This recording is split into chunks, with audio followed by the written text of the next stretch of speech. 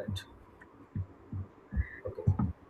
இப்போ வந்து ட்ரேடிங் நம்ம வந்து லேர்ன் பண்ணுறதுக்கு ஒரு ஒரு சில முக்கியமான டூல்ஸ்லாம் நம்ம வந்து யூஸ் பண்ணுவோம். ஃபர்ஸ்ட் பார்க்கும்போது ட்ரேடிங் வியூ. இந்த ட்ரேடிங் வியூ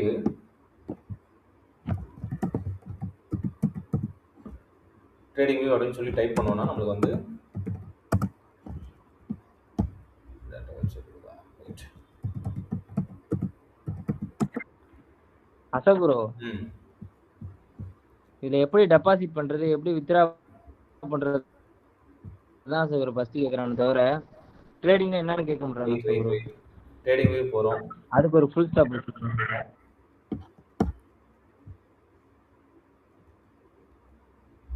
இங்கே சைன் அப் பண்ணிவிட்டு நம்ம இந்த வந்து பிளாட்ஃபார்ம் வந்து யூஸ் பண்ணிக்கலாம். இந்த இந்த ட்ரேடிங் வியூ எல்லா எல்லா இப்போ ஃபாரெக்ஸ் இருக்கட்டும், என்எஸ்சி இருக்கட்டும், எல்லாத்துக்குமே வந்து நம்ம இதை தான் வந்து யூஸ் பண்ணுவோம். ரைட். ரைட். இந்த ட்ரேடிங் வியூவை தான் நம்ம வந்து ட்ரேடிங்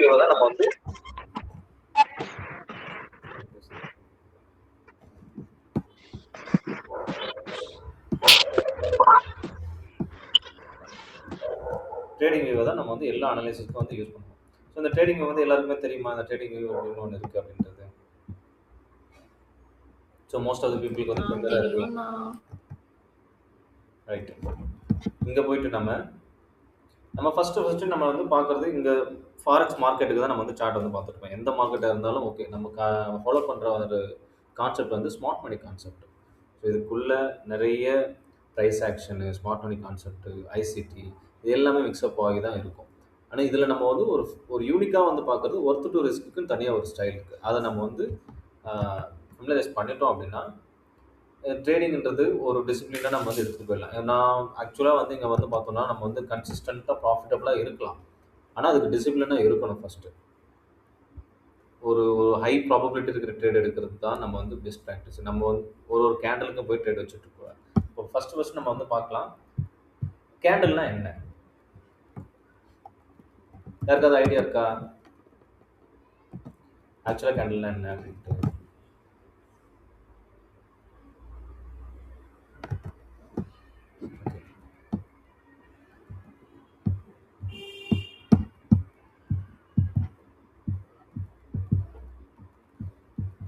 ஸோ இதுக்கு பேர் தான் வந்து கேண்டில்.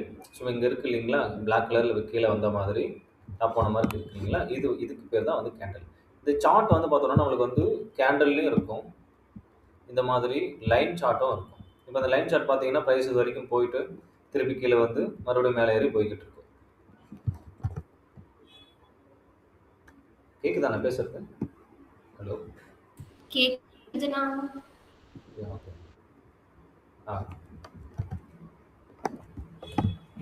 இப்படி இருக்கிற சார்ட் தான் நம்ம கேண்டில் ஸ்டிக் சார்ட்டை வந்து யூஸ் பண்ணுவோம். இந்த கேண்டில்ல இது பியர் கேண்டில், இது புல் கேண்டில். பியர் கேண்டில்ல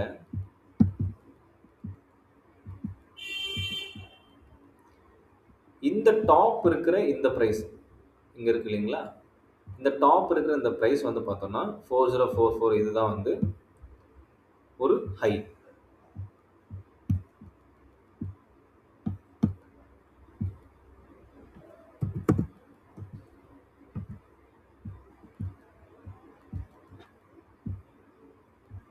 இந்த கேண்டில் லோ.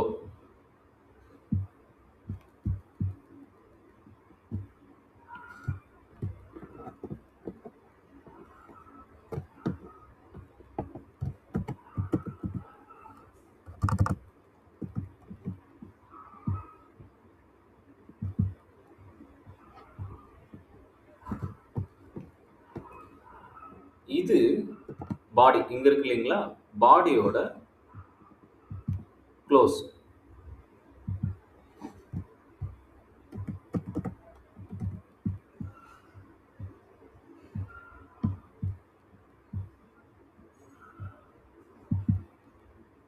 இது பாடியோட ஓப்பன்.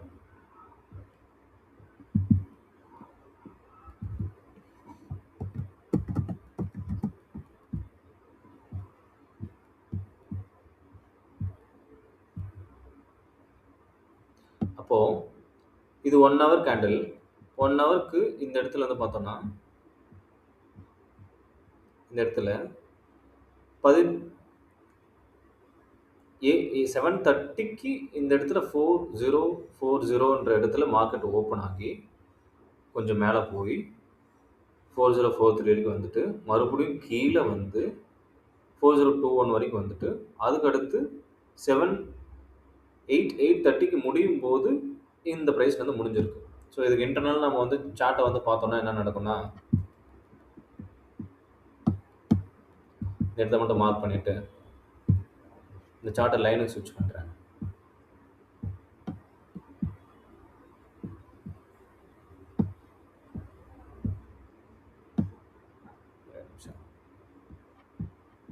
இது 15 மினிட்டுக்கு வந்து மாற்றுறேன்.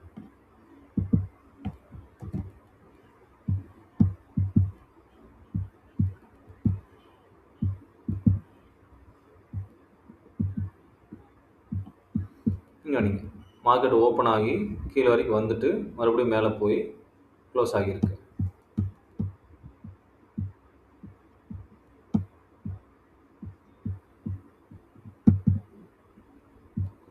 இதில் பார்த்தீங்கன்னா 15 மினிட் நான் மாற்றிருக்கேன். 1 ஹவர் கேண்டில் தான் நம்ம இதை வந்து மார்க் பண்ணி பார்த்தோம். ஸோ இங்கே ஓப்பன் ஆச்சு, இது ஒரு கீழே மேலே ஏறி கீழே வரைக்கும் வந்து மறுபடியும் வந்து இங்கே க்ளோஸ் ஆகுது. இப்போ 15 மினிட் கேண்டில் பார்த்தோன்னா ஒரு கேண்டிலும் 15 நிமிஷம் எடுத்துக்கும். இப்போ 1 ஹவருக்கு எத்தனை 15 மினிட் இருக்குது? 4 15 மினிட் இருக்குது. 1 2 3 4 3 4 ஓகேங்களா? இந்த 4 15 மினிட் கேண்டில் தான் இந்த ஒரு 1 ஹவர் கேண்டில் வந்து டிஃபைன் பண்ணுது.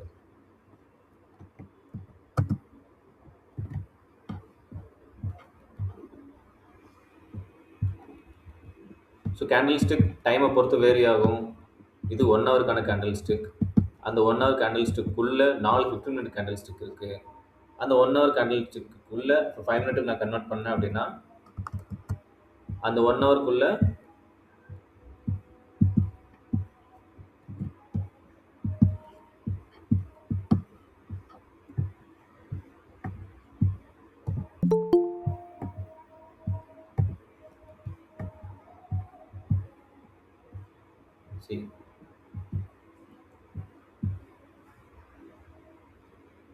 அந்த 1 ஹவர்களில் இத்தனை 15 மினிட்ஸ் கேண்டில் வந்து இருக்குது.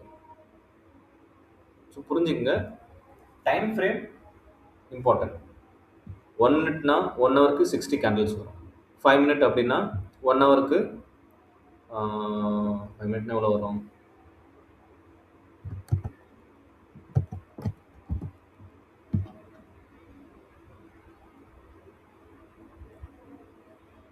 $60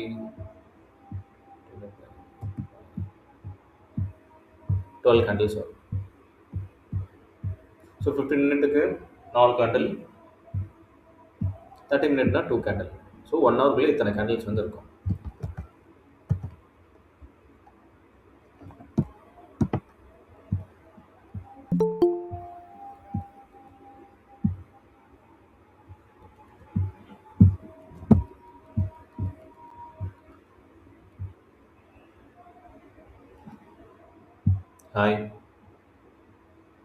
ஹாய் சக்தி.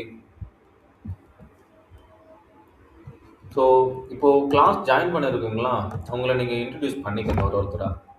ஏன்னா ஒருத்தருக்கு என்ன பர்ஸ்பெக்டிவ்ல வந்து ஹலோ கிளாஸ் வா வா வா வா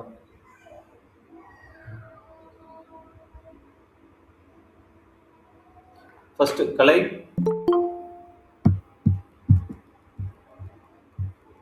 அண்ணா சொல்லுங்க. உங்களை நீங்கள் வந்து இன்ட்ரடியூஸ் பண்ணீங்க. நீங்கள் ஏன் வந்து ட்ரேடிங் கற்றுக்கணும் அப்படின்றத பற்றி சொல்லுங்கள்.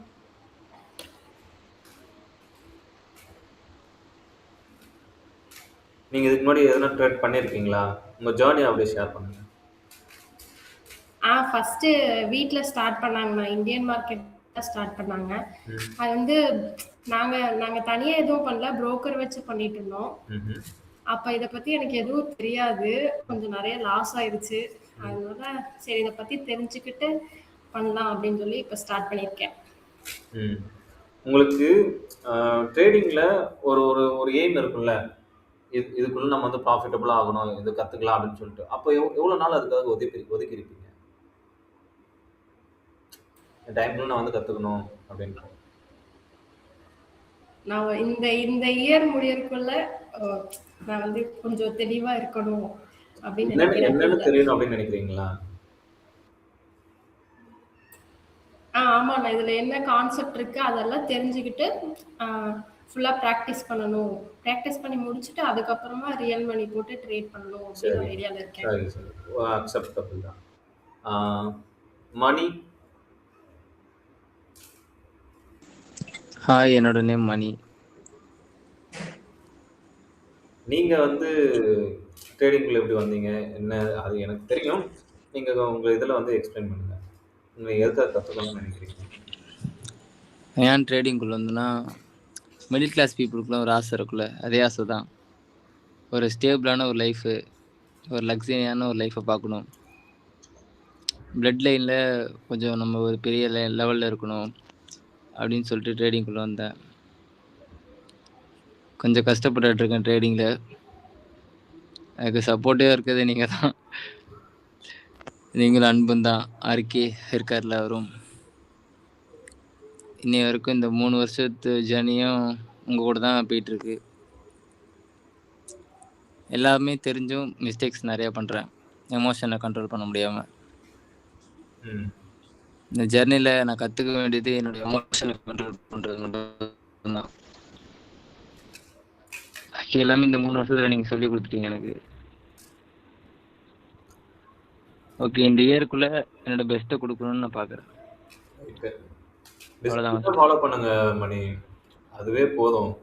நீங்க டிசிப்ளினா ஃபாலோ பண்ணி ஃபெயில் ஆனாலும் கூட பரவாயில்ல. Okay okay master. அன்பு.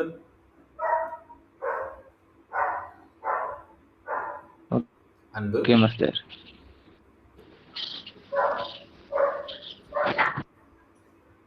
நீங்க அந்த ட்ரேடிங் குள்ள வந்தீங்க, கேக்குதா?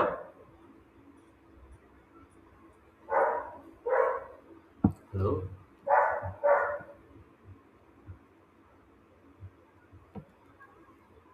ஹலோ,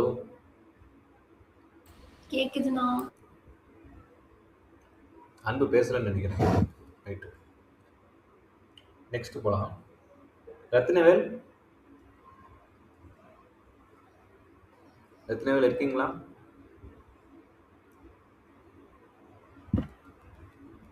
சக்தி. ஹாய். இருக்கேன் ப்ரோ. ப்ளீஸ். நீங்க சொல்லுங்க. நீங்க ஹலோ. எப்போ எப்போ வந்து ட்ரேடிங் பத்தி எப்படி தெரியும்? எப்படி இதுல வந்து ஜாயின் பண்ணணும்? எதனால இன்ட்ரெஸ்ட் வந்து உங்களுக்கு? ப்ரோ எனக்கு ஸ்கூல் டைம்ல இருந்தே இன்ட்ரெஸ்ட் தான் ப்ரோ. ஸ்கூல்ல இருந்தேவா? ஆமா ப்ரோ. நீங்க என்ன பண்றீங்க? ப்ரோ நான் இப்போ காலேஜ் முடிச்சிட்டேன் ப்ரோ. ஸ்கூல்ல நான் காமர்ஸ் குரூப் தான் ப்ரோ எடுத்து படித்தேன். அதில் வந்துட்டு அந்த ஸ்டாக் மார்க்கெட்டு அதெல்லாம் பற்றி வரும் ப்ரோ. அது பார்த்து கொஞ்சம் இன்ட்ரெஸ்ட் ப்ரோ. அப்புறம் ஸ்டாக் மார்க்கெட்டை பற்றி பார்த்துக்கிட்டு இருந்தேன் ப்ரோ. அப்படி கொஞ்சம் கொஞ்சம் லேர்ன் பண்ணிட்டு இருந்தேன், என்ன எப்படி என்னென்னு இருக்குன்னு. அதுக்கப்புறமா ஃப்ரெண்டு ஒருத்தர் சொன்னா ப்ரோ ப்ராடக்ட்ஸ் பற்றி. அதுக்கப்புறம் அதுலேருந்து அப்படியே போய் பார்த்துட்டு தான் ப்ரோ அது என்ன எப்படி என்னென்ன இருக்குது அப்படின்னு.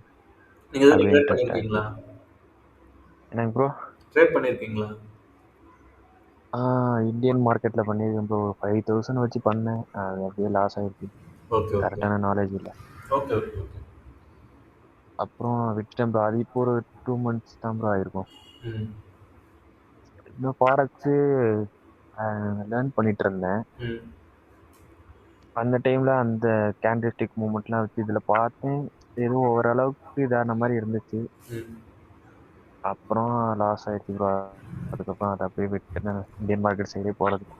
இது மட்டும் டெமோக்கனில் வச்சு அப்படியே சும்மா பார்த்துட்டு இருக்கேன் bro. Okay okay okay okay. Forex so கம்ப்ளீட்டாக ஒரு லேர்னிங் பண்ணிட்டு அதுக்கடுத்து நம்ம வந்து ரிஸ்கோடு போகலாம் அப்படின்னு பார்க்குறீங்க. அதான் ப்ரோ. சூப்பர்ங்க, சூப்பர். ஒரு இப்போ காலேஜ் முடிச்சிட்டேன் ப்ரோ. இந்த வருஷம் தான் முடிஞ்சுச்சு. ஒரு 8 months ஃபாரெக்ஸ் லேர்ன் பண்ணிட்டு தான் ப்ரோ இருக்கேன். சூப்பர். உள்ள அதுக்குள்ள என்னென்ன இருக்கு அப்படின்லாம் தெரியும். ஆனா எந்த இடத்துல எதை யூஸ் பண்ணணும்னு கரெக்டான ஒரு ஆர்டர் இல்ல. புரியுது. அந்த மாதிரி தெரியல ப்ரோ. கரெக்டா ஒரு பிராக்டிஸ் வந்து தேவை லைவ் மார்க்கெட்ல. அதேதான் ப்ரோ. இதுதான் பண்ணணும். நம்ம நிறைய இதுதானா இதுக்கப்புறம் இல்ல ப்ரோ. இதுக்கப்புறம் இதுதான் பார்க்கணும். இதுதான் ஒரு ஆர்டரா ஒண்ணு இது தெரியல ப்ரோ. ஒரு ஸ்ட்ரக்சரா ஃபார்ம் பண்ற மாதிரி ஒண்ணு கரெக்டா தெரியல ப்ரோ. புரியுது. Order block, FVG, breaker block அதெல்லாம் தெரியும். ஆனா ஒரு கன்ஃபர்மேஷன் பார்த்து எம்எஸ்எஸ் அதெல்லாம் தெரியும். ஆனா எங்க யூஸ் பண்ணணும் கரெக்டா அது தெரியல bro. எந்த டைம்ல பார்க்கணும் புரியுது. அதுதான் Congratulations. கரெக்டான ஒரு ஃபார்முலா இல்ல bro. Welcome to work to risk. நம்ம கரெக்டாக எப்படி எடுத்துகிட்டு போயிடலாம், பிரச்சனை இல்லைங்க. அன்பு, சொல்லுங்க. நீங்கள் ஏன் ட்ரேடிங்குள்ள வந்தீங்க? ஏன் ட்ரேட் பண்ணணும்னு நினைக்கிறீங்க? நீங்கள் இதனால் வரைக்கும் என்ன கற்றுக்கிட்டீங்க? என்ன இம்ப்ரூவ் பண்ணணும்னு நினைக்கிறீங்க? சைக்கலாஜிக்கலா கொஞ்சம் வீக்கா இருக்குன்னு நினைக்கிறேன். மற்றபடி சைக்கலாஜிக்கலா கொஞ்சம் இம்ப்ரூவ் பண்ணா போதும்னு தோணும். டெக்னிக்கல் வைஸ் கொஞ்சம் நல்லா தான் இருக்கேன், எனக்கே தெரியுது. எமோஷனை மட்டும் கண்ட்ரோல் பண்ண முடியல. அந்த லைவ் மார்க்கெட்ல வந்து சடனா ரியாக்ட் பண்ணிடுறேன். ஸோ அதுதான் கொஞ்சம் மிஸ்டேக்கா இருக்கு. ரைட்.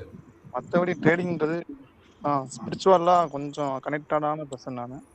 ஸோ அதனால எனக்கு ட்ரேடிங் ரொம்ப பிடிக்கும். எப்படி வந்தீங்க அதுக்குள்ள? நீங்க தான் கூப்பிட்டு வந்தீங்க.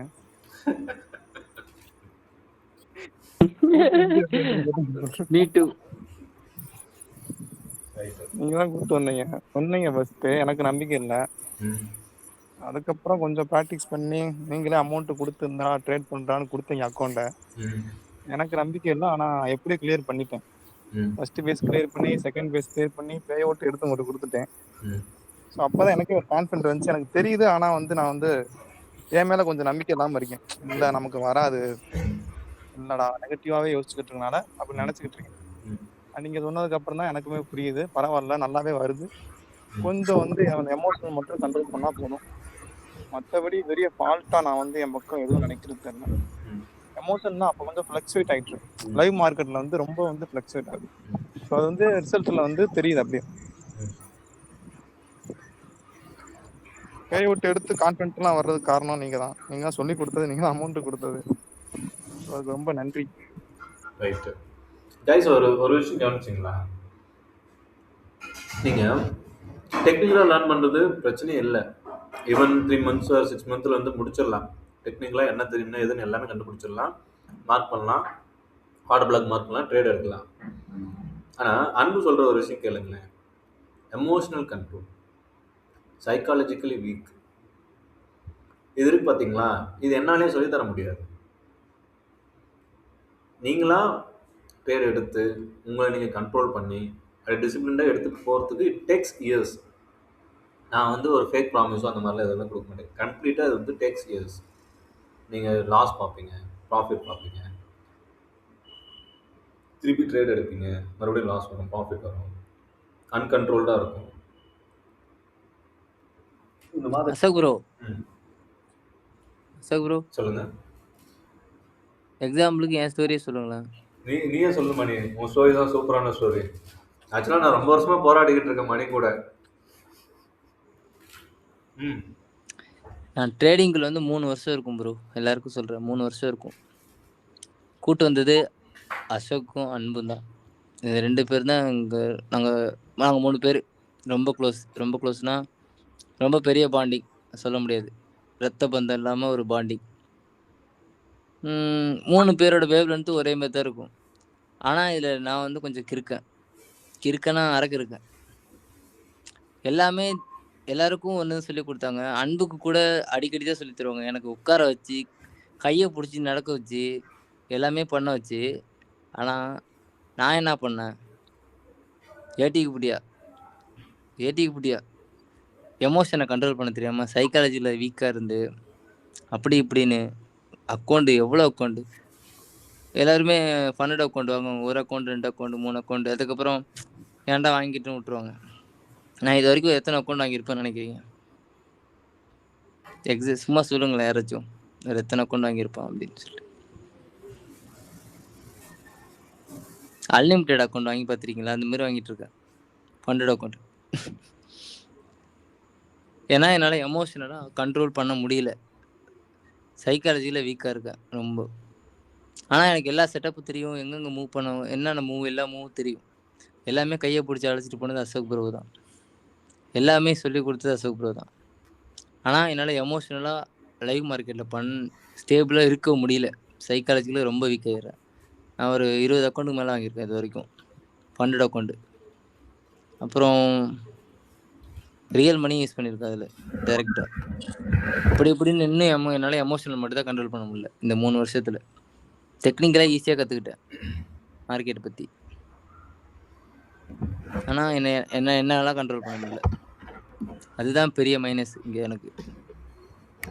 ப்ரோ இப்படி தானே? ஆக்சுவலாக மணிக்கிட்ட ஆரிஜின்லேருந்து பிரச்சனை என்ன இருக்கும்னா, மணி ஒரு used to B A gambler. அதுதான் பிரச்சனை. ஏன்னா அதான் உண்மை. மார்க்கெட்டுக்கு வர்றதுக்கு முன்னாடி இஸ் எ கேம்பிளர். அதனால அது அப்படியே கண்டினியூ ஆயிடுச்சு. அப்படிதானே மணி? ஆமாம், இதில் கலர் ட்ரேடிங்னு ஒன்று இருக்கும். அதில் போயிட்டு ஒரு 3 lakhsக்கு மேலே லாஸ் பண்ணியிருக்கேன் இது வரைக்கும். அந்த மாதிரி அந்த கேம்பிளிங்கில் மாட்டி அப்புறம் ட்ரேடிங்குள்ளே வந்தேன். அது அப்படியே ஒரு மாதிரி ஆயிட்டு. இதுலேயும் அதே தான் பண்ணுறேன். அப்படி கொண்டு வந்து சைக்காலஜிக்கலாக அடி வாங்கிட்டேன் ரொம்ப.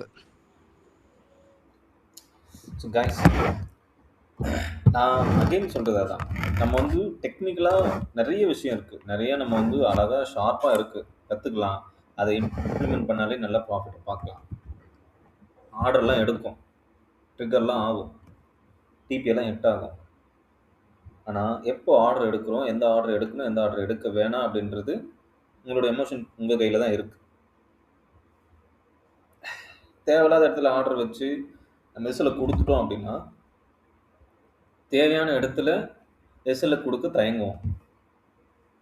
அப்போ என்ன ஆகுனா, அந்த இடத்துல ஆர்டர் ஒன்று எடுக்காமல் போயிடுவோம். இல்லை ஆர்டர் எடுத்து இல்லை லாஸ் கிட்ட போகும்போது ஸ்மால் லாஸில் வெளியே வர்றது, இல்லைன்னா பிரேக் டவுன் பண்ணிட்டு இயர்லியாக வெளியே வர்றது, அப்படி இல்லைன்னா டிபி ஹிட் ஆகிற வரைக்கும் பொறுமையாக இல்லாமல் இருக்கிறது. இந்த மாதிரி நிறைய பிரச்சனை வரும்.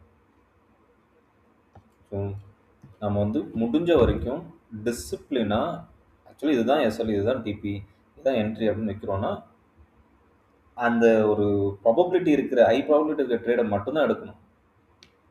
ஓகே, கீழே போகிற மாதிரி தெரியுது அப்படின்னு சொல்லிட்டு ஆர்டர் போடக்கூடாது, மேலே போகிற மாதிரி தெரியுதுன்னு சொல்லிட்டு ஆர்டர் போடக்கூடாது. ப்ராபபிலிட்டி இல்லைனா ஆர்டர் போகக்கூடாது. இப்போது இதில் இந்த கிளாஸ் நம்ம கண்டினியூ பண்ணுறதுல ஒரு பியூட்டி என்னென்னா, வீக்கெண்ட் இப்போது சாட்டர்டே சண்டே வந்து பார்த்தோம்னா நம்ம அனலைஸ் பண்ணிக்கலாம், புதுசாக டெக்னிக்ஸ் லேர்ன் பண்ணிக்கலாம். Week days Monday to Friday இதே டைம் ஒரு 8 to 10 அதில் வந்து பார்த்தோம்னா லைவாக உட்காந்து நம்ம வந்து ட்ரேட் பண்ணலாம். ஸோ அப்போ வந்து பார்த்தோம்னா நம்ம வந்து கிளாஸஸ்லாம் இருக்காது. ஜஸ்ட் லைவில் நான் எப்படி அனலைஸ் பண்ணுறேன், எப்படி ட்ரேட் எடுக்கிறேன் அப்படின்றத நான் வந்து லைவாக காட்டுவேன். ஏதாவது புரியுதா? ஓகேவா? போகலாம். வெரி பேசிக்காக போகலாம். ஏன்னா கொஞ்சம் பேருக்கு வந்து ட்ரேட்னா என்னன்னு தெரியும், டிபினா என்ன, எஸ்எல்னா என்னன்னு எல்லாருக்கும் தெரியும். கொஞ்சம் பேருக்கு பிளைண்டாக இருக்கும். ஆக்சுவலாக ட்ரேடிங்னாவே என்னன்னு தெரியாமல் இருக்கிறவங்களும் இருப்பாங்க. ஆரிஜின்லேருந்து போயிடலாம். ஓகேவா? 1ஆம் கிளாஸ்லேருந்தே போயிருங்க சார் குரு. 1ஆம் கிளாஸ்லேருந்து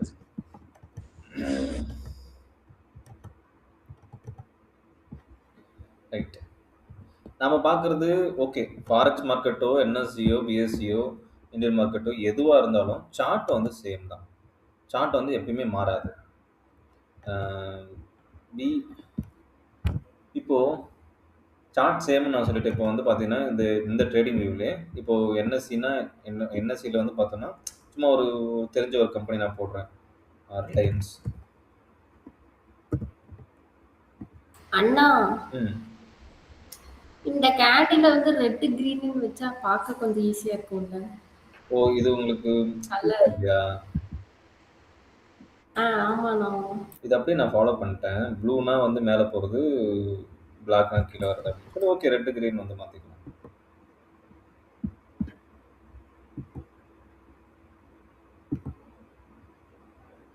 ஓகேவா?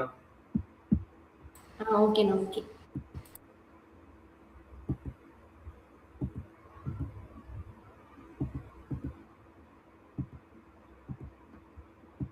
ஓகே.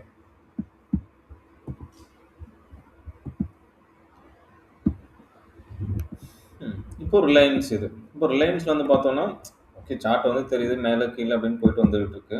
இப்போ ட்ரேடிங் இது ஃபாரெக்ஸ்ன்னு போனோம்னா, எக்ஸ்ஏ யுஎஸ்டினா கோல்டு. இந்த இது வந்து இங்க வருது. இதுல மேல கீழ அப்படி போய்க்கிட்டு இருக்கு. ஆக்சுவலா என்னதான் நடக்குது? சார்ட்டுக்குள்ள என்ன என்ன இது ஃபர்ஸ்ட் இப்போ ட்ரேடிங்னா என்னன்னே தெரியாதவங்க இருப்பாங்க இல்லையா? அவங்களுக்கும் நம்ம வந்து சொல்லணும் இல்லையா? அதனால சொல்றேன். ரிலையன்ஸே எடுத்துக்கிறோம். ரிலையன்ஸ்ல இப்போ 1 இயர்க்கு நான் வந்து இத நான் வந்து கன்வெர்ட் பண்றேன். இத கவனிங்க. இந்த கம்பெனி ஃப்ரம் எப்போ 1994 அதிலிருந்து வந்து மார்க்கெட்டுக்குள்ள இருக்கு. என்எஸ்சில ரிஜிஸ்டர் ஆகி ரிலையன்ஸ் கம்பெனி. அப்போ அதோட ஸ்டார்டிங் ஓப்பனிங் பிரைஸ் வந்து பார்த்தோம்னா ₹9. கேக்குதா? எல்லாரும் மைக் ஆன் பண்ணிக்க எங்கேஜ் கேக்குதா அசோக் ப்ரோ? கேக்குது. இப்போ ₹9. இப்போ ஓவர் தி பீரியட் அதோட பிரைஸ் வந்து பார்த்தோம்னா ஏறிக்கிட்டே வருது. 2000 அப்படி வருது. இந்த இடத்துல வந்து பார்த்தோம்னா 2004க்கு அப்புறமா மூவ்மெண்ட்ஸ் இருக்கு. மூவ்மெண்ட்ஸ் ஆகி மேலே வரும். இப்போ இந்த கேண்டில்ஸ்டிக் சார்ட் எல்லாம் கூட விட்டுருங்க. நார்மலா வந்து இந்த லைன் சார்ட்டே வந்து பாருங்க. இப்படி மார்க்கெட்ல பிரைஸ் வந்து இப்போ மேலே கொஞ்சம் கொஞ்சமா கிராஜுவலா ரிலையன்ஸ் கம்பெனியோட growth வந்து இருந்துகிட்டே இருக்கு. இப்போ ₹14 வித்துக்கிட்டு இருந்த அந்த ஸ்டாக்கு ஒரு 2007 அந்த மாதிரி வரும்போது ₹319 வருது. ஸோ ஒருவேளை இந்த இடத்துல ₹49 நம்ம வந்து வாங்கியிருந்தோம் அப்படின்னா இந்த இடத்துல ₹49 இந்த இடத்துல இருக்கு கரெக்டா? ₹49 ₹50 ஆல்மோஸ்ட் வச்சுக்கோங்க. கரெக்ட். ₹50 ஆல்மோஸ்ட். ஓகே. ஸோ இந்த இயர்ல வெட்னஸ்டே 2000 ஜூன்ல 2005ல ஒரு ₹50 நம்ம வாங்கியிருக்கோம் அப்படின்னா 2007 ஒரு ஒரு டிசம்பர் 2007 டிசம்பர் அந்த இது பிரைஸ் வந்து பார்த்தோம்னா அதோட பிரைஸ் எவ்வளோ இருந்திருக்கு? ஒரு 329. இப்போ இதுக்குன்னு டிஃபரன்ஸ் எவ்வளோ? இப்போ ₹50 வச்சுக்கிறோம் 329. அதில் ஒரு 26 ஆல்மோஸ்ட் 6.5 ரிட்டர்ன்ஸ். என்ன புரியுது? ₹1 வச்சிருந்தா இங்க பாருங்க ₹50. அதுக்கடுத்து ஒரு ஒரு எத்தனை இயர்ல இங்கேருந்து 2005 2007 2 இயர்ஸ்ல வந்து 350 2 இயர்ஸ்ல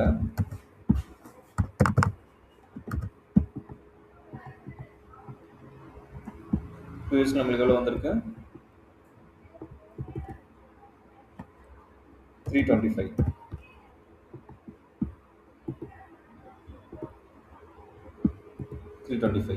இப்போ இதோட ரிட்டர்ன்ஸ் வந்து பார்த்தோம்னா நம்மளுக்கு வந்து 6.5. ஸோ ₹50 இந்த 2 வருஷத்துல 6.5 வந்து எவால்வ் ஆகியிருக்கு. ஸோ நம்ம இந்த இடத்துல நம்ம எவ்வளோ இன்வெஸ்ட் பண்ணுறோம்? இந்த 6.5 தான் வந்து இந்த இடத்துல மேட்ரு. எவ்வளோ ரிட்டர்ன்ஸ் கொடுத்துருக்கு? 6.5 ரிட்டர்ன்ஸ் கொடுத்துருக்கு. அப்போது நம்ம இந்த இடத்துல ஒரு ₹50 இன்வெஸ்ட் பண்ணியிருந்தோம்னா ₹330 அந்த மாதிரி வந்து நம்மளுக்கு கிடைச்சிருக்கும். இப்போ ஒருவேளை இந்த இடத்துல நம்ம இன்வெஸ்ட் பண்ற அமௌண்ட் வந்து எவ்வளவு இருக்கு? ஒரு 1 லேக் இன்வெஸ்ட் பண்றோம்னு வச்சுங்க. 1 லேக் இன்வெஸ்ட் பண்றோம். எவ்வளவு வந்திருக்கும்? 2 இயர்ஸ்ல 1 லேக் இன்வெஸ்ட் பண்றோம். 6.5 ரிட்டர்ன் 2 இயர்ஸ்ல எவ்வளவு வந்திருக்கும்? எனிவன்? தெரியல சுகுரு, வரேன் ஒரு நிமிஷம்.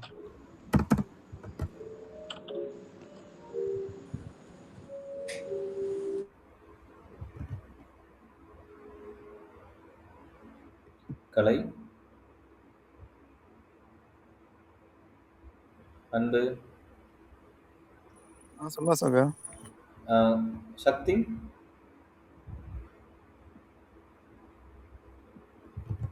சும்மா சும்மா இந்த ஒரு கெஸ் பண்ணுங்க எவ்வளவு வந்திருக்கும்? இப்போ 1 லேக் நம்ம இன்வெஸ்ட் பண்றோம். 2 இயர்ஸ்ல 6.5 இந்த ரிட்டர்ன்ஸ் வந்திருக்கு. 1 லேக் இன்வெஸ்ட் பண்ணியிருந்தா எவ்வளவு வந்து 2 இயர்ஸ்க்கு அப்புறம் வந்திருக்கும்?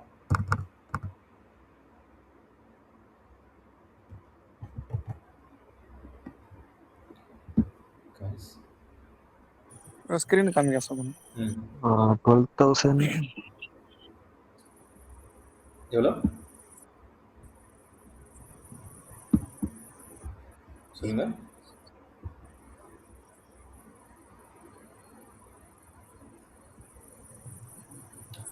per yearக்கு 6.5% டோட்டலாகவே 6.5 வந்து ரிட்டர்ன் ஆகிருக்கு. பர்சன்டேஜ் இல்லை அது. 6.5 டைம்ஸ் வந்து ரிட்டர்ன்ஸ் வந்திருக்கு. 6 மடங்கா கரெக்டா? 6 மடங்கு, 6.5 மடங்கு. அப்படின்னா 1 lakh நம்ம இன்வெஸ்ட் பண்ணா எவ்வளோ வரும்? 6,50,000 வரும். 6,50,000. 6,50,000 வந்து அந்த மாதிரி வந்து வரும். ஓகேங்களா? 6,50,000 அந்த மாதிரி வரும். இப்போ இதில் நல்லா கவனிச்சிங்கன்னா இங்கே 1,00,000 வச்சா 6,50,000 வந்து வருது. அது 6.5 மடங்கு வர்றதுக்கு. அப்போ இந்த இடத்துல நம்ம வந்து 1,00,000 ரூபா நம்ம இன்வெஸ்ட் பண்ணோம். இந்த இடத்துல நம்ம ரிட்டர்ன் எடுக்கும்போது 6.5 lakhs வந்து வந்துடும். இப்போ இந்த இடத்துல தான் வந்து ஆக்சுவல் ரிஸ்க் ரிவார்டு அப்படின்னு சொல்லிட்டு ஒரு வேர்டு வந்து ப்ளே ஆகுது. நீங்கள் கவனிச்சிங்கன்னா இந்த இடத்துல நான் வந்து 1 lakh நான் வந்து வைக்கிறேன். இந்த டூல் இருக்கு இல்லைங்களா, இதுக்கு பேர் வந்து பார்த்தீங்கன்னா ரிஸ்க் ரிவார்டு ரேஷியோ டூல் அப்படின்னு சொல்லுவோம். Long position and short position அப்படின்னு சொல்லிட்டு இப்போ இப்போ நம்ம வாங்குறோம், அதனால லாங் பொசிஷன் பைன்றதை லாங் வந்து மார்க் பண்ணுவோம். இப்போ என்ட்ரி ப்ரைஸ் எங்கே நம்மளுக்கு ஒரு 50 rupeesல வந்து என்ட்ரி ப்ரைஸ். ஓகேங்களா? இந்த இதை பார்க்கும்போது லாஸ்ட்ல பாருங்க 49 அப்படின்னு சொல்லி காட்டுறது இல்லையா, 50 rupees வந்து என்ட்ரி ப்ரைஸ். நமக்கு 1,00,000த்துல எவ்வளோ ரிஸ்க் வைப்போம்? ஒருவேளை 1,00,000 ரூபா நான் இன்வெஸ்ட் பண்றேன், எனக்கு ஒரு 10% லாஸ் ஆனா ஓகே, இல்லை 20% லாஸ் ஆனா ஓகே அப்படின்னா இந்த 1,00,000த்துல 20% எவ்வளோ?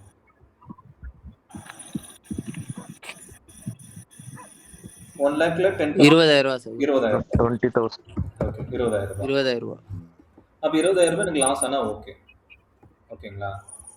அப்போ 20,000 ரூபாய் லாஸ் ஆனா ஓகேனா நான் அந்த லாஸுக்கு ஏற்ற மாதிரி வந்து இந்த எஸ்எல்ல வந்து வைக்க வேண்டியது இருக்கும். இப்போ கவனிச்சிங்கன்னா இங்கே 1 lakh நான் இன்வெஸ்ட் பண்ணுறேன் அப்படின்னா அது அப்படியே குறைஞ்சி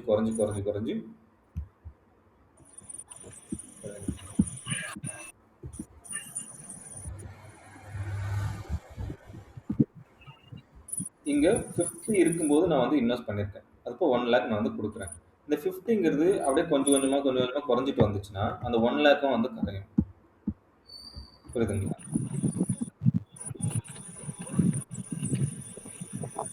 புரியல சகுரு, திரும்ப சொல்லுங்க.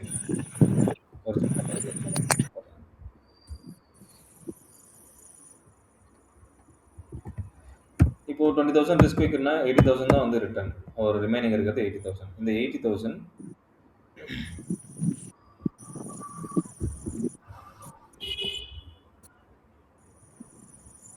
எஸ்எல் கம்மியாச்சுன்னா ரிவார்டு அதிகமாகும் தானே?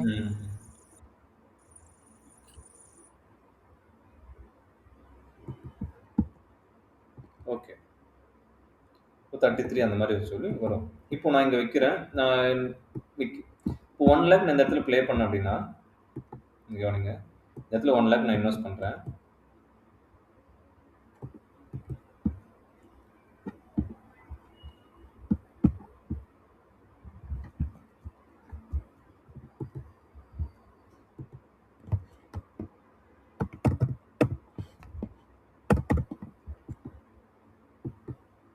ஒன் லேக்குமே ரிஸ்க் தான் பண்ணுறேன். இது மொத்தத்தையும் இந்த டவுன் 0க்கு கொண்டு வரேன்.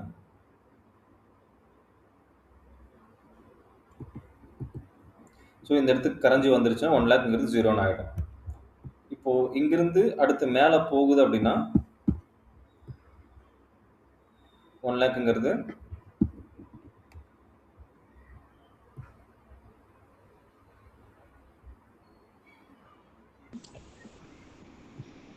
ஒரு 1 லக்ன்றது ஒரு 6 மடங்கு பார்த்தோம் இல்லையா, 6,50,000 அந்த மாதிரி மாறும்.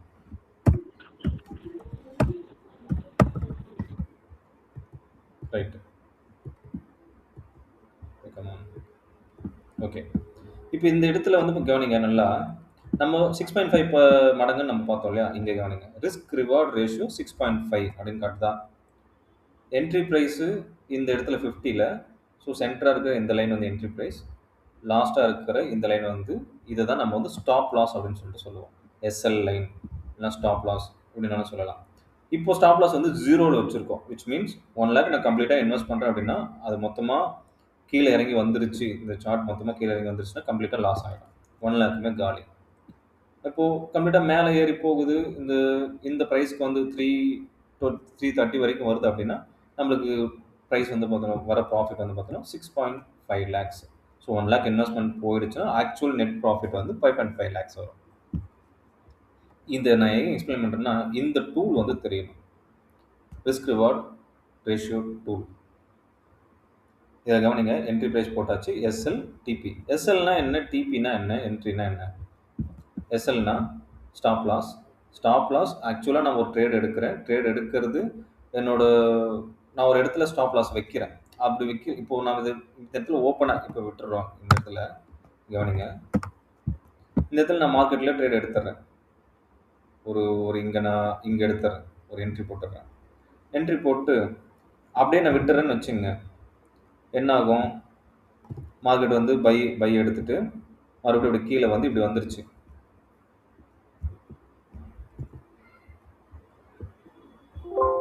ஒரு நிமிஷம்.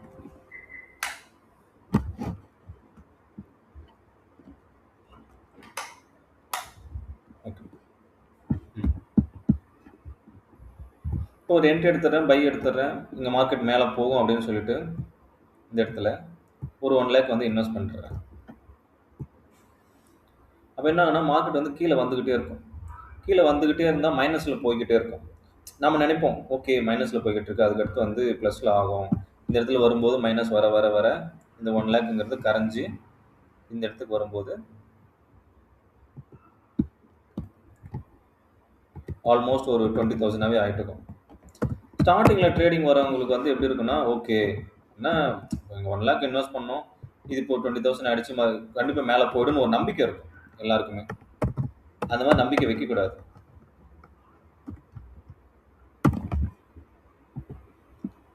ஏன்னா பிளைண்டா நம்புவாங்க. இப்போ 1 லேக் இன்வெஸ்ட் பண்ணியிருக்கேன். ஓகே கீழே தான் வந்திருக்கு. இப்போ 20 தான் வந்திருக்கு. மறுபடியும் மேலே போயிடும் அப்படின்னு சொல்லிட்டு. என்ன ஆயிடும்னா அப்படியே கரைஞ்சு 0 ஆயிட்டு மொத்த அக்கௌண்ட்டும் வந்து ப்ளோ ஆயிடும். அதனால ஸ்டாப் லாஸ்ங்கிறது நம்ம ஒன்று வைக்கணும். இப்போ நான் 1 லேக் இன்வெஸ்ட் பண்ணுறேன். எனக்கு 20,000 தான் வந்து லாஸ். அவ்வளோதான் என்னால் அலோவ் பண்ண முடியும் அப்படின்னா அது 80,000லேயே ரிட்டர்ன் ஆயிடணும். அங்கேருந்து எக்ஸிட் ஆகிடணும் லாஸை புக் பண்ணிட்டு. ஒரு 80,000 அக்கௌண்ட்டில் வந்து இருக்கும்போதே லாஸை புக் பண்ணிட்டு மார்க்கெட்லேருந்து எக்ஸிட் ஆகும். அப்போது அதுக்கு ஆட்டோமேட்டிக்காகவே வந்து ஆர்டரை வந்து க்ளோஸ் பண்ணுற ஒரு லைன் வந்து தேவை. அதை தான் நம்ம வந்து ஸ்டாப் லாஸ் அப்படின்னு வந்து சொல்கிறோம். இதில் யாருக்காவது டவுட் இருக்கா? இப்போ என்ட்ரி இங்கே எடுக்கிறேன். எஸ்எல் ஆக்சுவல் ஸ்டாப் லாஸை நான் வந்து இங்கே வைக்கிறேன். டிபி வந்து பார்த்தோன்னா டிபியை நான் எக்ஸ்பிளைன் பண்ணுறேன். இப்போ நான் இங்கே வைக்கிறேன் அப்படின்னா மார்க்கெட் என்ன ஆகும்? இங்கேருந்து மார்க்கெட் ட்ரிகர் ஆகி என்ட்ரி வந்து ட்ரிகர் ஆகி அதுக்கடுத்து கீழே வந்து ஸ்டாப் லாஸ் ஹிட் ஆகி 80லேயே வெளியே வந்துடும். நான் விட்டுட்டேன்னா என்ன ஆகுனா அந்த 1 லேக்குமே காலி. இது ஸ்டாப் லாஸ். இப்போ ட்ரேட் எடுத்துடுறேன். இப்போ இந்த இடத்துல கவனிச்சிங்கன்னா ஆக்சுவலாக நான் ஒருவேளை நான் இங்கே ட்ரேட் எடுத்துடுறேன். இங்கே ட்ரேட் எடுத்துட்டு இங்கே வந்து இங்கே இப்படி என்ட்ரு ஆகிடுறேன். என்ட்ரு ஆகிட்டு அப்படியே விட்டுறேன். டிபிஏ இல்லாமல் வந்து நான் விட்டுறேன். இப்போ மார்க்கெட் என்ன ஆகும்? நான் இங்கே என்ட்ரி ஆகிருக்கேன். இங்கே என்ட்ரி ஆகாமல் இங்கே என்ட்ரி ஆகிருக்கேன். பை எடுத்திருக்கேன். பை எடுத்துட்டு அப்படியே நான் கம்ப்ளீட்டாக விட்டுட்டேன். ஓகே கீழே வந்து வரல. நான் இங்கே என்ட்ரி எடுத்த உடனே மார்க்கெட் வந்து அடுத்து கீழே வரல. கீழே வராமல் அடுத்து வந்து அப்படியே மேலே போகுது. மேலே போகும்போது அது என்ன ஆயிருக்குன்னா அந்த 1 லட்சம்ன்றது ஒரு 3 லேக் அந்த மாதிரி வந்து மாறி இருக்கும். ஸோ 1 லட்சங்கிறது 3 லேக்காக அப்படி மாறி இருக்கும். மாறிட்டு 3 லேக்கு காமிச்சிட்டு அதுக்கடுத்து மறுபடியும் கீழே வந்து என்ன ஆகிருக்குன்னா இந்த 1 லட்சத்துக்கு மறுபடியும் வந்து இங்கே வந்து ஒரு 80,000 அந்த மாதிரி வந்து வந்துட்டு ஸ்டாப் லாஸ் வந்து ஹிட் பண்ணிடும்.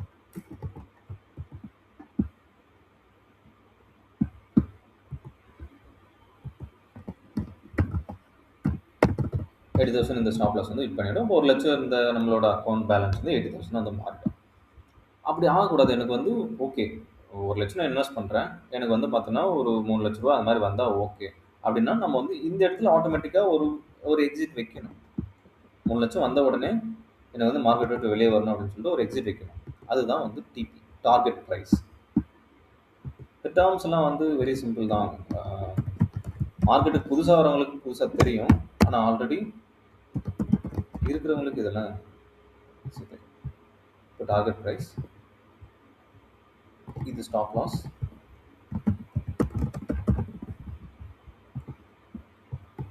இது என்ட்ரி ப்ரைஸ்.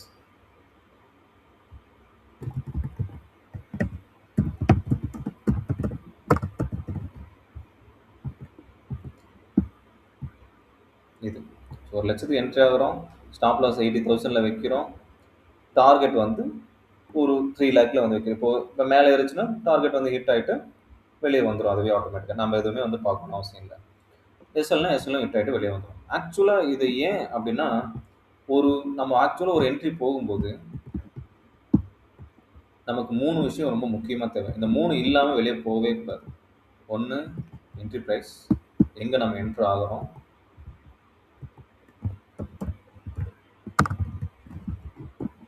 அடுத்து ஸ்டாப் லாஸ், எங்கே நம்ம வந்து லாஸை புக் பண்ணிட்டு வெளியே வரணும்.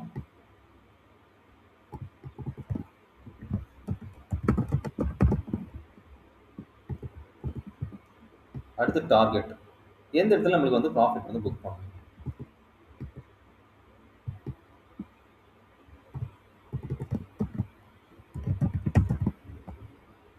இது 3 இல்லாமல் ஒரு ட்ரேட் வந்து எடுக்கக்கூடாது.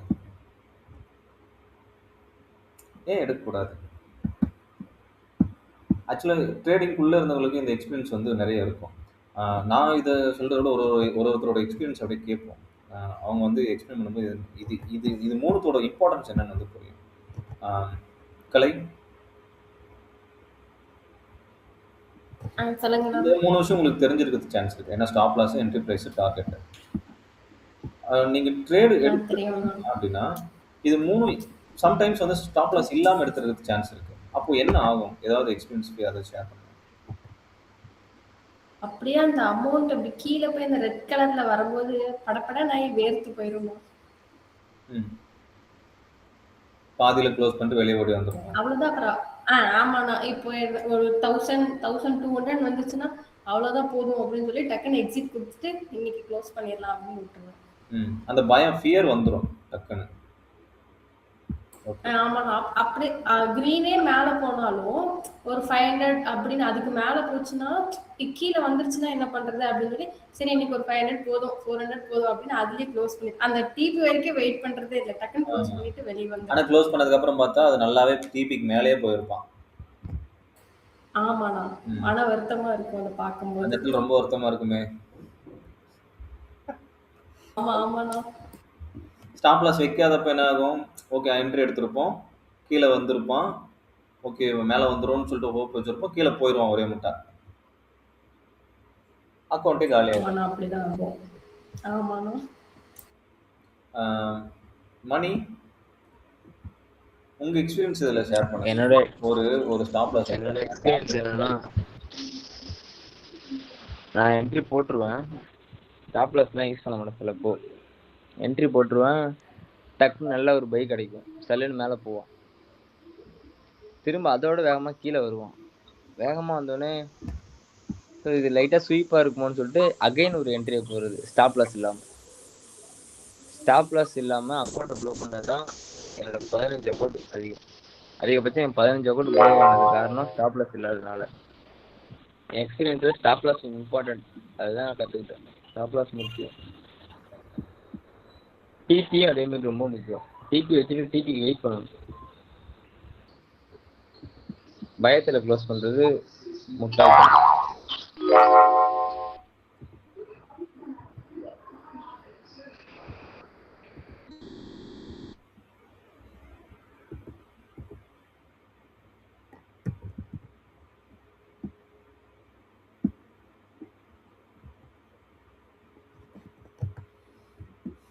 Okay,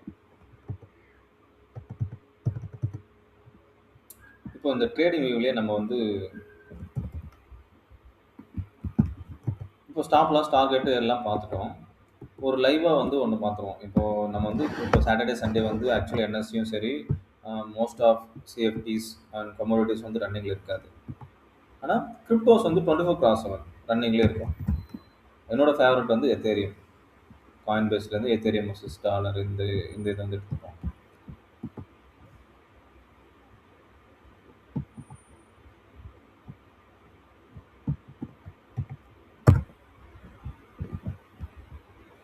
one minute candle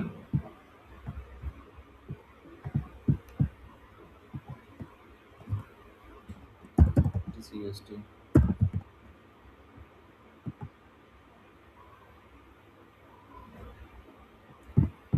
okay, ரெண்டுத்துலேயும் மூவ்மெண்ட் இல்லை. செலேனியம்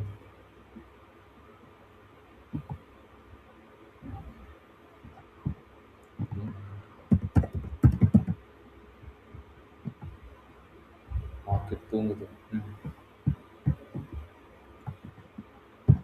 ஓகே கைஸ், இப்போது இந்த இடத்துல நம்ம வந்து செல் எடுக்கிறோம். செல்லுன்னு சொல்லிட்டு மார்க் பண்ணுறோம். நான் பேப்பர் ட்ரேடிங் வியூவில் இருக்கிற பேப்பர் ட்ரேடை வந்து கனெக்ட் பண்ணிக்கிறேன்.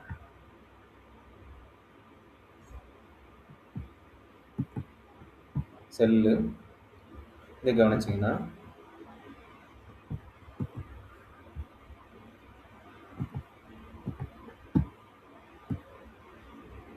எஸ்எல் வந்து இந்த டாப் வைக்கிறேன். டார்கெட் வந்து இந்த பாட்டம் வந்து வைக்கிறேன்.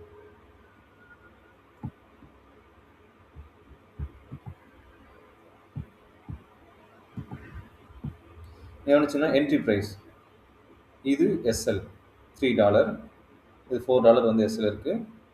இந்த இடத்துல வந்து பார்த்தோன்னா ஒரு $4 நம்ம ரிஸ்க் வைக்கிறோன்னா அட்லீஸ்ட் ஒரு $8 நம்மளுக்கு வந்து ரிட்டர்ன் வரணும். அப்படி இல்லாமல் ஒரு ட்ரேட் நம்ம வந்து போகவே கூடாது. ஏன்னா இதுதான் வந்து ரிஸ்க் ரிவார்ட் ரேஷியோ அப்படின்னு சொல்லிட்டு பேசுவோம். 1:2 தட் இஸ் மினிமம். அதுக்கு கீழே அப்படி இருக்குது அப்படின்னா அந்த ட்ரேடை நம்ம எடுக்கக்கூடாது. 1:2 ரிஸ்க் ரிவார்ட் ரேஷியோ, RRன்னு சொல்லுவோம். ரிஸ்க் ரிவார்டு 1:2ங்கிறது வெரி மினிமம். இப்போ $1 வந்து இப்போ 1 lakh நம்ம ரிஸ்கில் வைக்கிறோம் அப்படின்னா அட்லீஸ்ட் 2 lakh அது ரிட்டர்ன் பண்ணணும். நான் ப்ரிஃபர் பண்ணுறது வந்து பார்த்தோன்னா 1:3. 1:2 கூட நான் வந்து எடுக்க மாட்டேன். 1:3.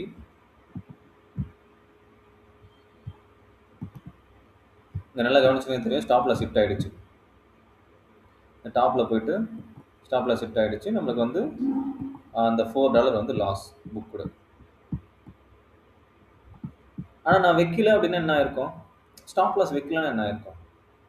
இங்கே செல் எடுத்தேன், ஸ்டாப் லாஸ் வைக்கலன்னா இன்னுமே அது வந்து லாஸில் தான் போய்கிட்டு இருக்கும். 4ங்கிறது இந்த இடத்துல வெளியே வரும்போது $4 அப்படின்னு ஆகிடுச்சு. இப்போ வந்து $6 மேலே போய்கிட்டு இருக்கும். ஸ்டாப் லாஸ் இல்லாமல் நான் வந்து ட்ரேட் பண்ணுற மாதிரிங்க. உங்களுக்கு புரியும் என்ன நடக்குது அப்படின்ட்டு. அகைன் நான் வந்து ஒரு செல் எடுக்கிறேன், ஸ்டாப் லாஸோ டிபிஓ எதுவுமே இல்லை, வச்சிடுறேன். ஸ்டாப் லாஸ் இல்லை, டிபியும் இல்லை. ஒரு எமோஷன் எப்படி இருக்கும்? ஓகே, மார்க்கெட் வந்து கீழே வரும், கீழே வந்தால் ப்ராஃபிட்டு அப்படின்னு சொல்லிட்டு நம்ம வந்து நினச்சிக்கிட்டு இருக்கோம். ஓகே, இந்த லைன்லேருந்து கீழே இறங்கிட்டு இருக்கேன். 0.3 வந்து டாலர் வந்து ஃப்ளோட்டிங்கில் இருக்குது.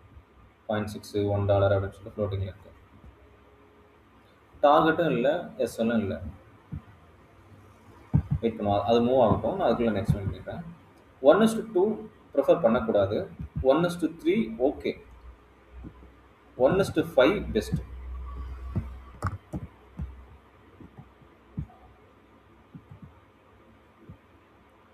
இப்படியே 1:5 இருக்கிற மாதிரி ட்ரேட் வந்து பார்த்தோம்னா நம்ம எடுக்க பழகணும். 1:3 இப்போ ஓகே, ஹை ப்ராபபிலிட்டி இருக்குது 1:3 சாலிடாக ரிட்டர்ன் ஆகும் அப்படின்னும் போது நம்ம 1:3 ப்ரிஃபர் பண்ணலாம். ஆனால் மேக்ஸிமம் 1:5 இருக்கிற மாதிரி நம்ம வந்து பார்த்துக்கணும். ஏன்னா ஒரு ஈஸியாக ஒரு ப்ராபபிலிட்டி இருக்குது. இந்த இடத்துல கவனிச்சிங்கன்னா